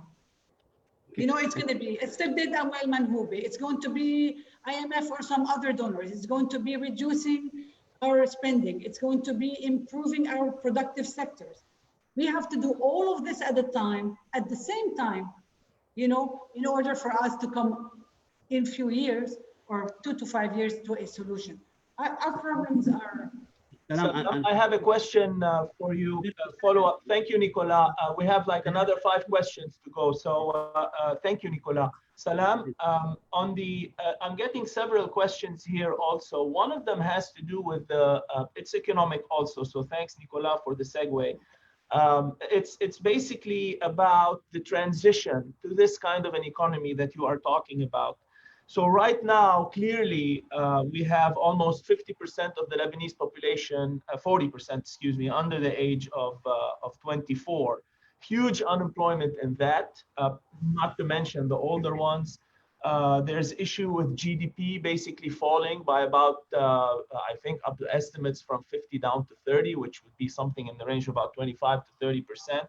So the problems are pretty sizable to deal with. Now, what I just heard you say is you're looking at a multidisciplinary, a multifaceted approach.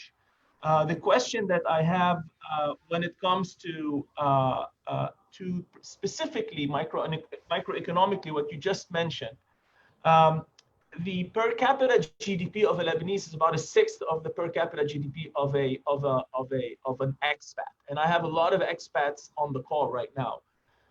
We're interested in knowing, is this a productivity issue in Lebanon that could be structurally quickly shifted, or is this something that is going to require, you know, some behavioral? I have here Elisar Abu Jawdi. She's basically looking at it from a behavioral economics perspective, and you know, kind of like an anthropological. That's something that cannot be structurally shifted very easily. What is your opinion on this?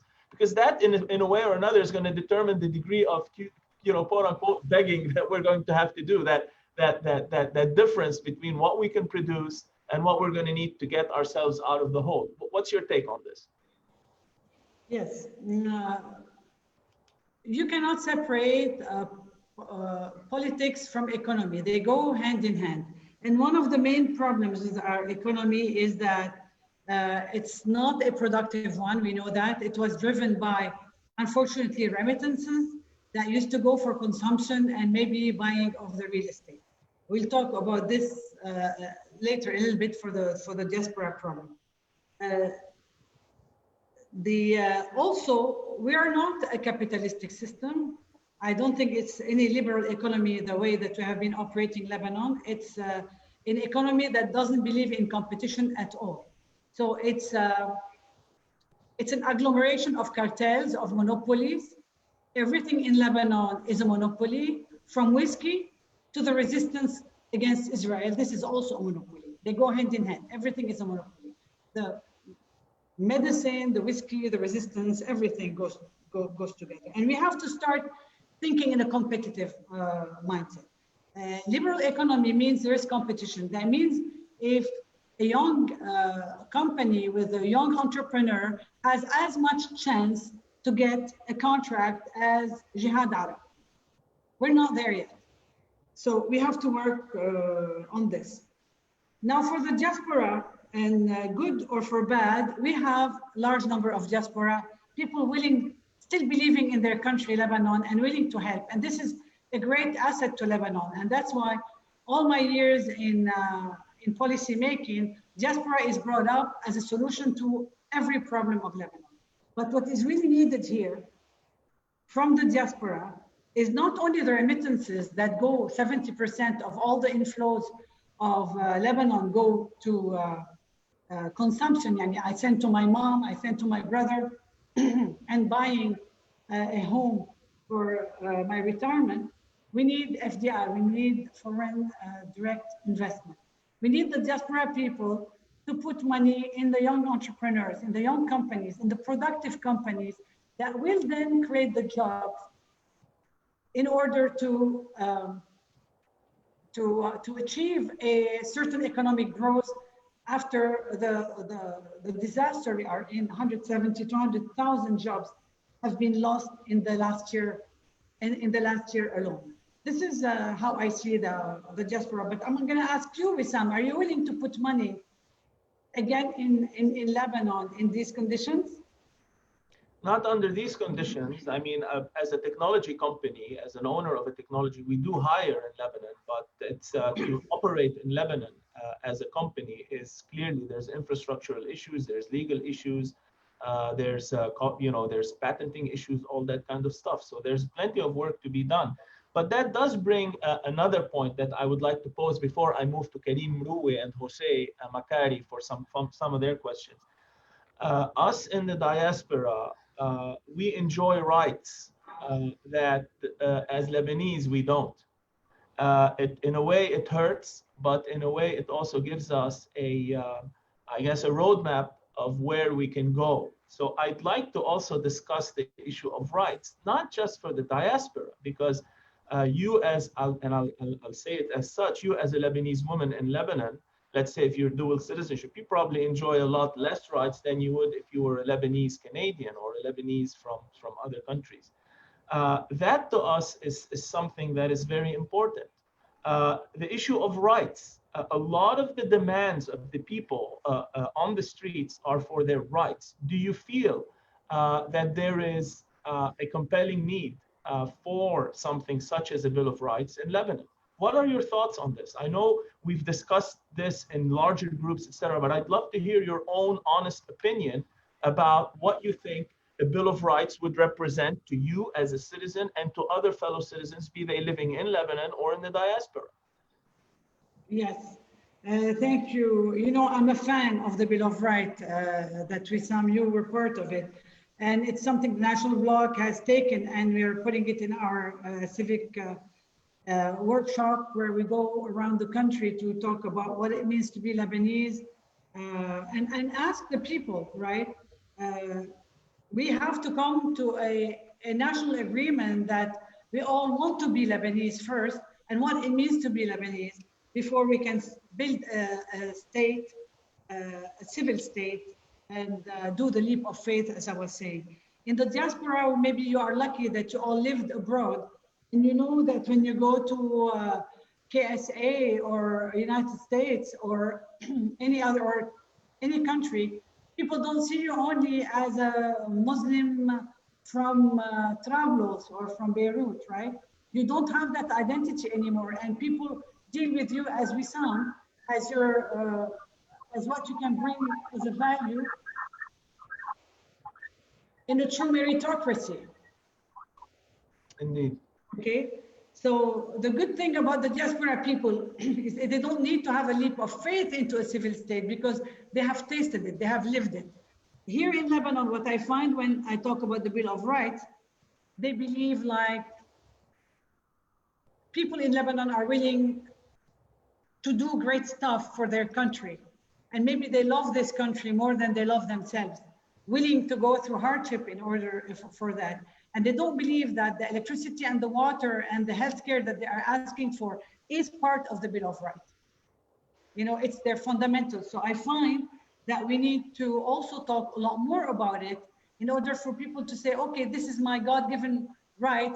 Why do I let go of it? And maybe this is a starting point also for the civil state of the future. Thank you, Salam. I'm going to take a question from Karim Mroué. Karim, please go ahead. Hello, can you hear me now? Perfect, loud and clear. Go ahead, Karim. Okay. Hello, Salam, how are you? It's a great pleasure to finally see you in action. I'm one of the lucky few that knew, not few, many knew Remo Iddi, but I knew him as a young man, and he used to work as a team with his brother Pierre, and they inherited a very complicated history from their father Emile, and yet they came up with something. يعني الكتلة الوطنية, the way they created it was really stellar in terms of its achievements and reputation. One thing they always did is think out of the box. And you can see that from the early 50s when they enacted, when they presented a law against illegal enrichment. Also in 1956, I think, sorry, I think it was 1959, the banking secrecy and Remo Iddi's position against اتفاق القاهرة in 1969. All of these were like out of the box and very creative policies. Which brings me to my question. Actually, I have two. You were talking about the need to reform our economy and the need to reimagine our economy. And as you know, the Lebanese people are the most entrepreneurial people in the world. And yet they live in their country in an environment that is most hostile to entrepreneurial spirit. So have you as a Kitli given any thought as to how to overcome that and provide incentives for people like Wissam and others to come and invest in Lebanon? The barriers are very high, and they're not only legal. You face that at every level, من المختار, from the Mukhtar level to the municipalities, to the law structures, to the licensing, and finally to electricity itself. Okay, there are many things that need to be dealt with. Have you thought about how to make Lebanon business friendly? This is one. No, I have another question, please. Go ahead. Okay. Okay, and I'll be quick on this one. I'm going to be a little bit more annoying than Walid. Okay, Walid Mhab. As you know, things are going bad and going bad very quickly. And we might be faced with the collapse of the government, of Hassan Diab's government, sooner than we think. And I would say that it's a matter of few months where we'll be faced with a vacuum that needs to be filled. You are one of the few names that have been circulated in the Thawra as candidate for prime ministership.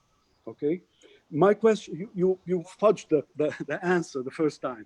I'm going to grill you a little bit further on this.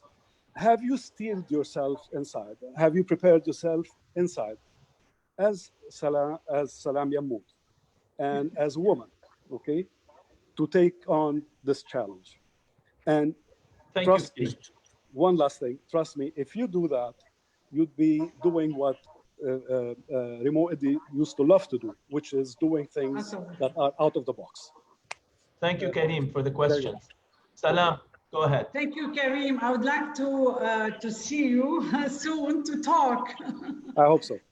No, thank you. I mean, it's I'm honored by what you say about me and mainly about also Remo Eddy, because rightfully so, a lot of the izdihar, of the prosperity that we saw in the Lebanon of the 1960s, 50s, 60s is due to this man, and the fact that he was a true opposition, and the fact that he spoke his mind and believed only in right and in the good of all Lebanon.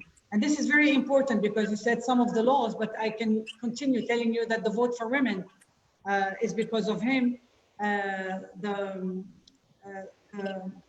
عدم دفع الضرائب للأراضي الزراعية. Okay, so imagine in 1950s already seeing that agriculture is one of the main things for Lebanon, and on, التسليف, etc., etc. So thank you very much for remembering him, and we are following in his footsteps. For the entrepreneur thing, it's known what we have to do. There are indicators that really they are on the back of my mind when I sleep at night. And the first one is doing business, because let's deal a little bit with this role of the government. In Lebanon, we have a government that is able to be corrupt because it has a concentration of power.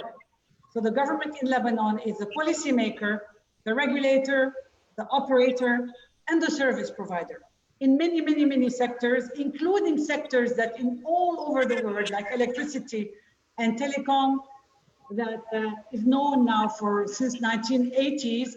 The whole world believes that private sector can be an operator and a service provider for telecom services. But here in Lebanon, no. We do all things in the value chain. And the one that we do least of is the policy making part. Yani we do business as usual, we do service provision, but we don't ask ourselves, what is the policy behind telecom? What is the policy behind health? And let's see what we want as a government to happen, and then let's see who can provide this for us. So doing business is one of our main.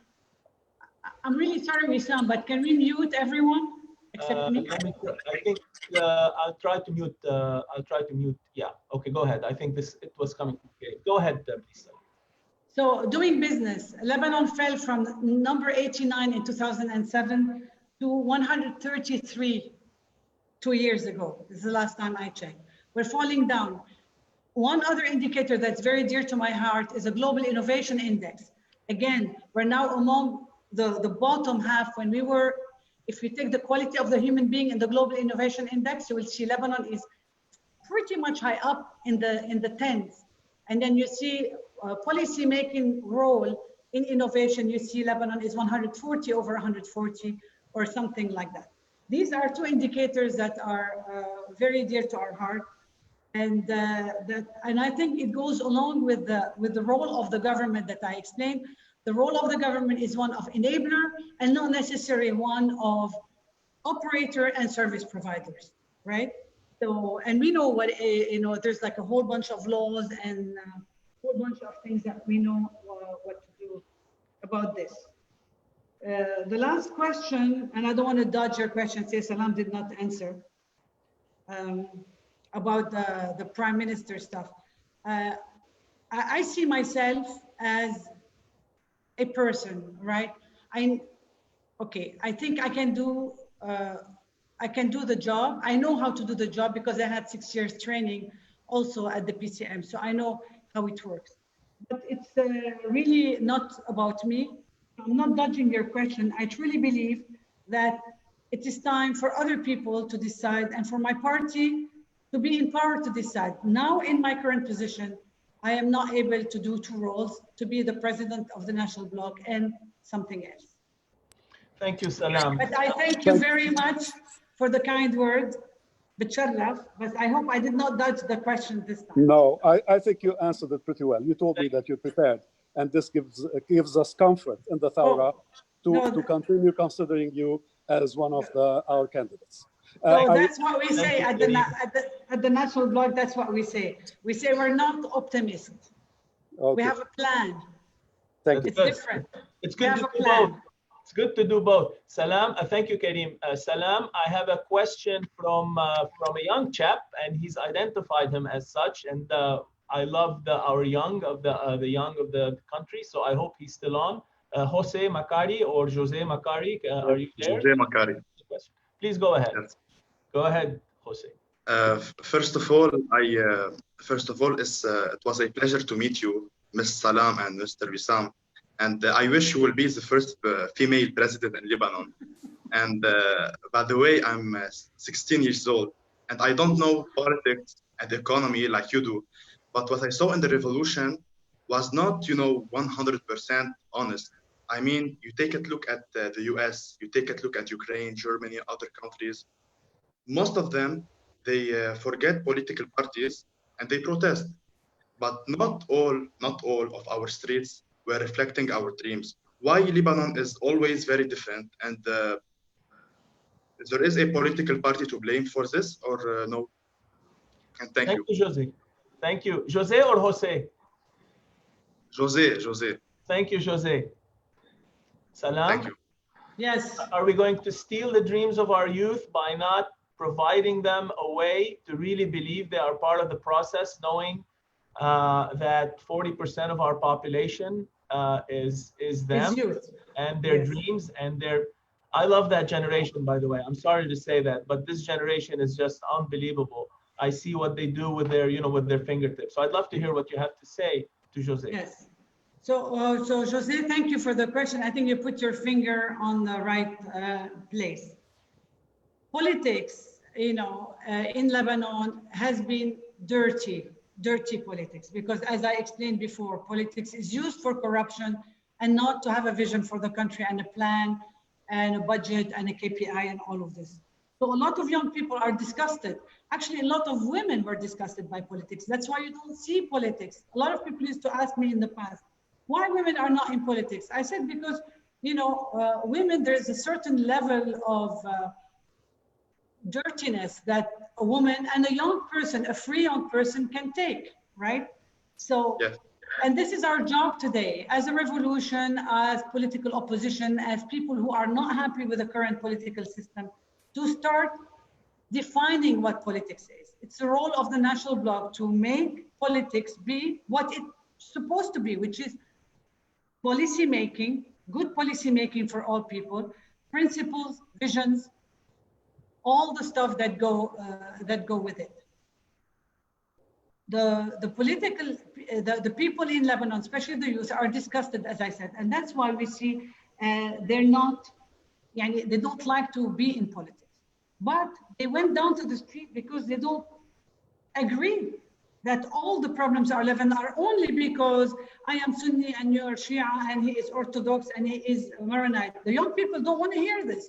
They don't actually believe that this maybe matters a lot to them. They want to live as free people, to have access to education, to jobs, to good water, to clean air, to breathe, etc., etc. And this is what we're trying to do at the National Bloc. But with this Af'al platform that allows political savvy people like yourselves that don't necessarily want to be National Bloc, but to to try what politics is in an environment that is a political environment. And then the rest is going to be you. You're going to be writing history, Jose, not us. Yes, of course. I'll be dead by then, but it's you. It's the generation of my children's. Is all the generation we failed you, and I'm really sorry for this. You know, it's very dear to my heart, but I think maybe the time has come. Maybe now we can do the stuff together and give you a voice, a place where you can speak, a place where you can give your ideas, and the party will follow up on these ideas. Thank you, Jose. Thank you very much. Salam, before there's two questions that are waiting to be posed, I'd like to pose a couple of things from a society perspective. Did you want to say something? Yes, about the entrepreneurship. You know, a friend of mine used to say, actually, this was a question I had prepared for you, Wissam, because yesterday you told me this is the only question you didn't ask me yet. Why Lebanon, right? Why should we believe in Lebanon? Well, first, because it's an oasis of freedom. It attracted a lot of political refugees from all over at least the region. And it's an oasis of diversity. The whole region is an oasis of diversity for thousands of years. We keep on forgetting that we are a diverse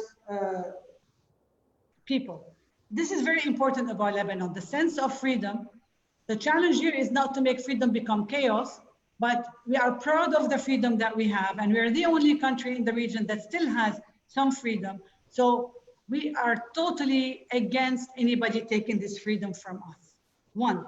Two, we have the young population, because you talked about, and that's why I'm segueing into this question, about half of the Lebanese are under the age of 35, which is great.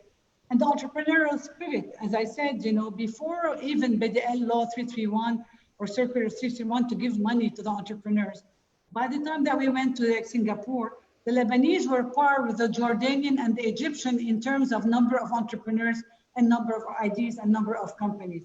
This is exceptional. The Lebanese people, the Lebanese entrepreneurs did this by themselves without help from anybody. Actually, the Circular 331 money kind of messed up the whole scene because money was in the game, and then again, this.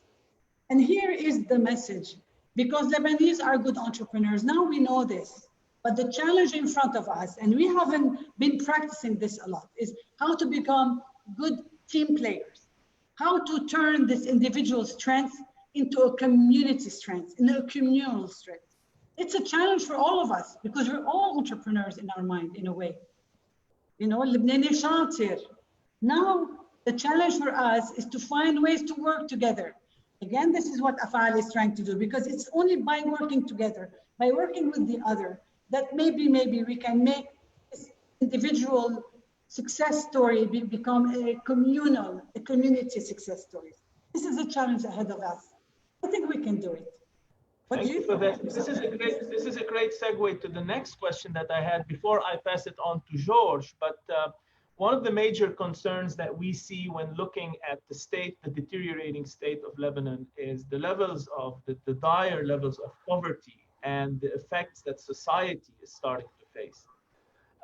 It seems that some of the leaders that are in power today are completely oblivious to it, either in utter denial or even in certain cases promoting it for their own interests. My question to you is, how do you approach society to tell them this is going to be painful to all of us?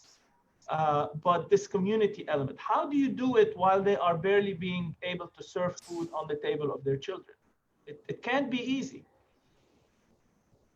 You don't have to tell them, Wissam, they know it. They feel it. Every day they wake up, they have to look for their food. They have to find jobs for their children. They have to go to the hospital.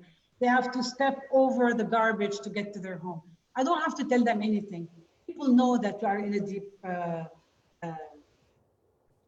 deep thing. And thank you, Nancy. We know we are in trouble. We know we are in a lot of trouble. You heard Nicolas Shekhani today, and we hear it every day. Now, segue to my first thing. It is time now. What we see the Lebanese doing is they started becoming solidarity together.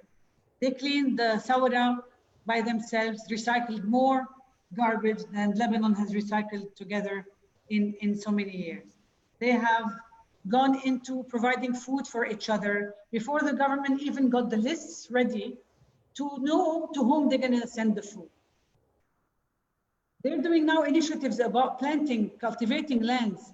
If it is in Arc-en-Ciel or it is in Ardi Ardak, which is a great community-driven initiative to help people, get the seeds they want and plant the food in their gardens, on their balcony, in their rooftop, and all over Lebanon.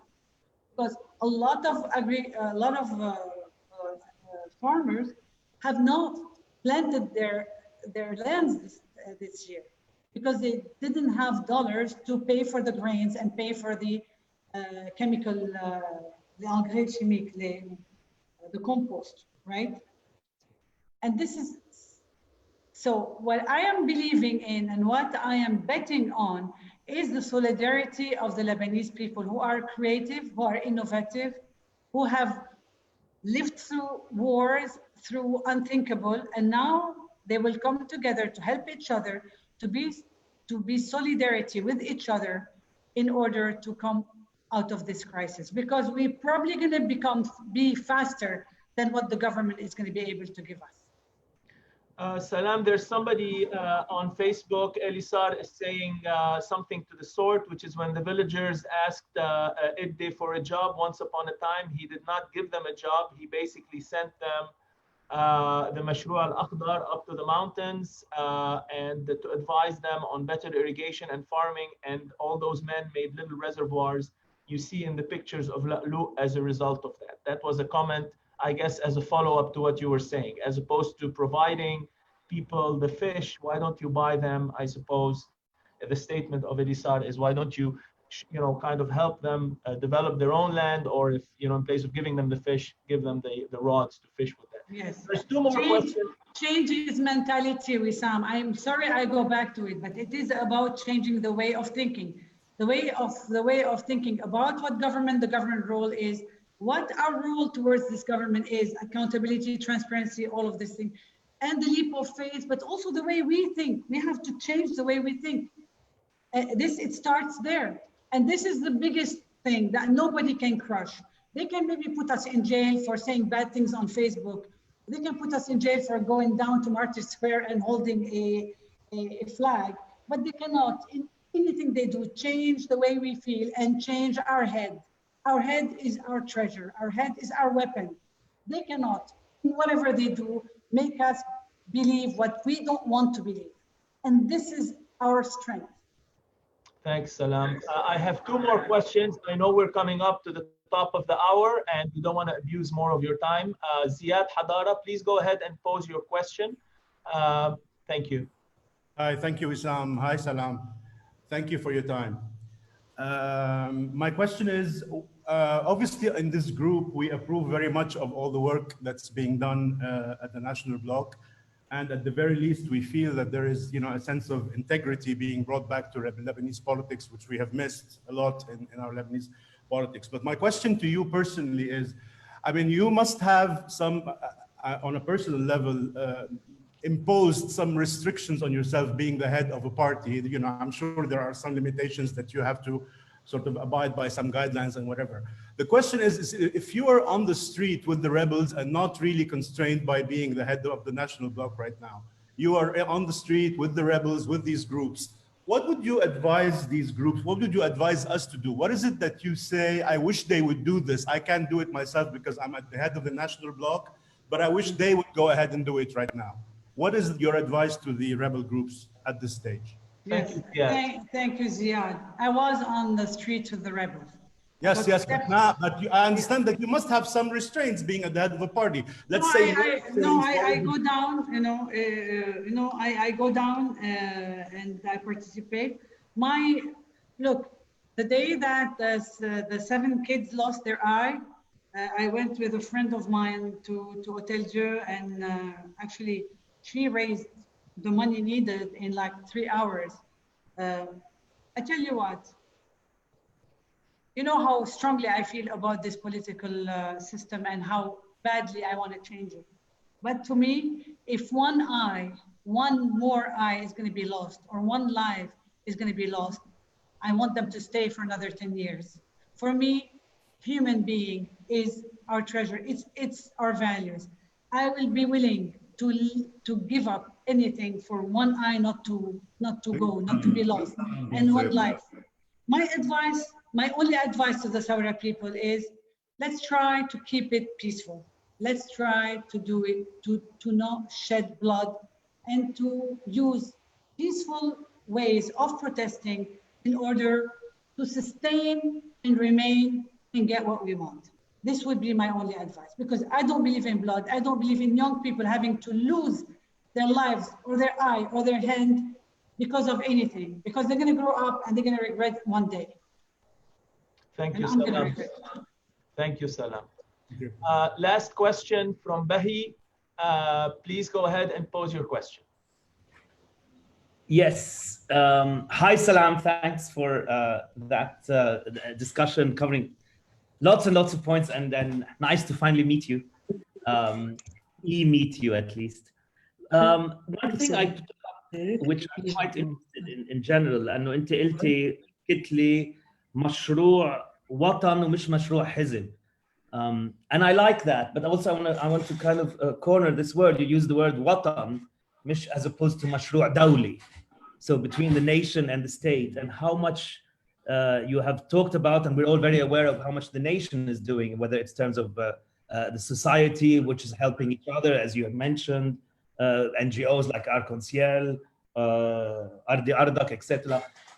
This is really taking up where the state is not doing. And what is the National Bloc, الكتلة الوطنية, شو الvision تبعكم in terms of the state's involvement in future, whether now as opposition, as we all are in opposition, or in future, where does the state, how big is the state going to be or should be?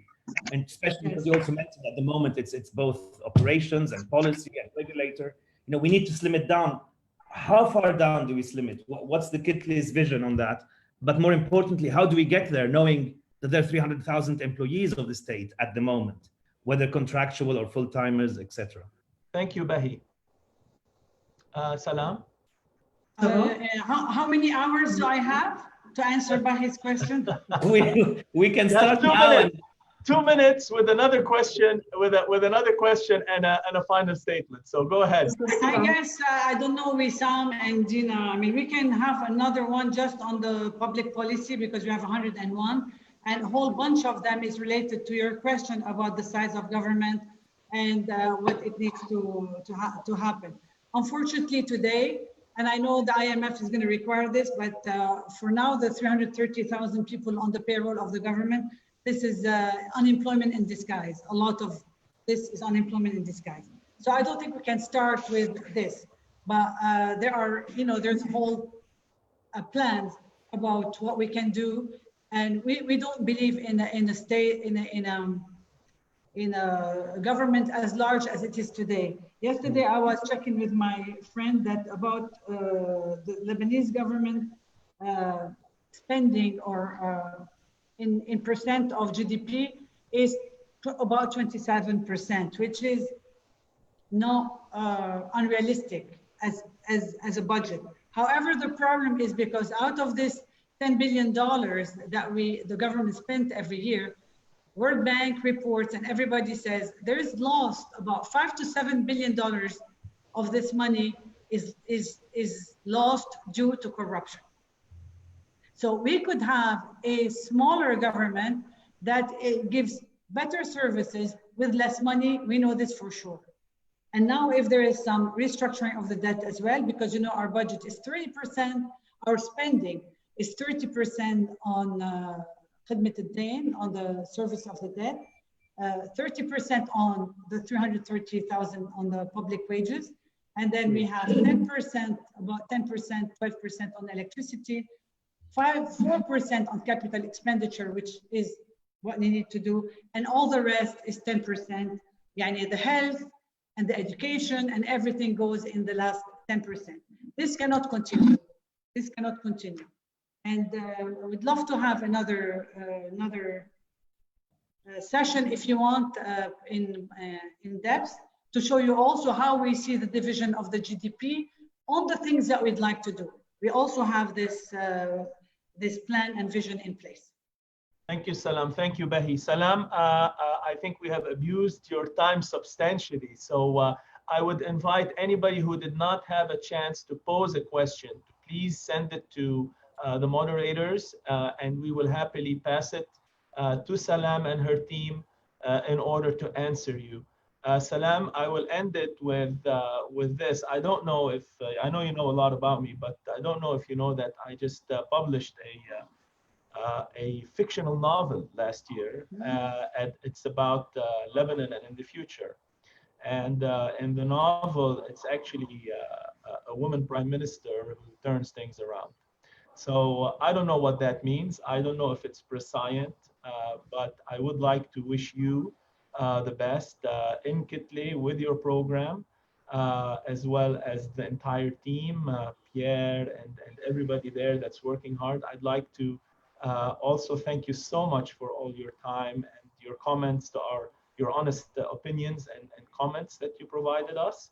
And hopefully we can see you more often, talking to more and more people so that we can share this message of hope for a better future.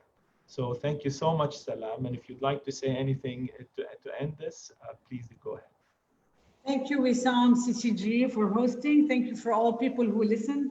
And I hope you enjoyed this discussion. Let's have more discussion. You're all invited to Beit al-Kitli remotely or in person if you are in Beirut. We'd love to sit down and show you the program and take the time it takes, for example, to answer to questions like Bahi's and other things. And Wissam, I'm waiting for the novel. You can send it to me by Lebanon Post. I will. Yeah, we'll do it technologically via some ebook or something. Or PDF. You know, I still like the books, the feeling of a book. So I would, if you can send it over, I will be happily be reading it. Thank you. Thank you. Thanks everybody. Thank you. This session. See you Beit al-Kitli. Salam. Yeah, Rabia. See you soon. Bye, Habib. Thank you all. Thank you. Thank you, Wissam. Thank you, Salam. Thanks, Tariq. Thanks, Taura TV. Well done. Wonderful.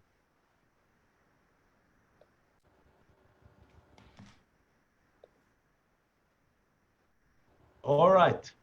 It's still live on Thora TV. You have to end the live. Well done, Wissam.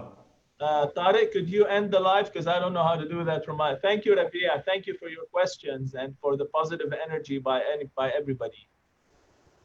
A great session. She's a good woman. All right. I think we have to leave all to end the session. Okay, Tariq, I'm relying on you. I'm gonna turn this session off. Rabia, I'll talk to you later. And Tariq, reach out to me if you need the recording or anything like that. Okay. Thanks. All right. Thank you, everybody. Bye. Bye.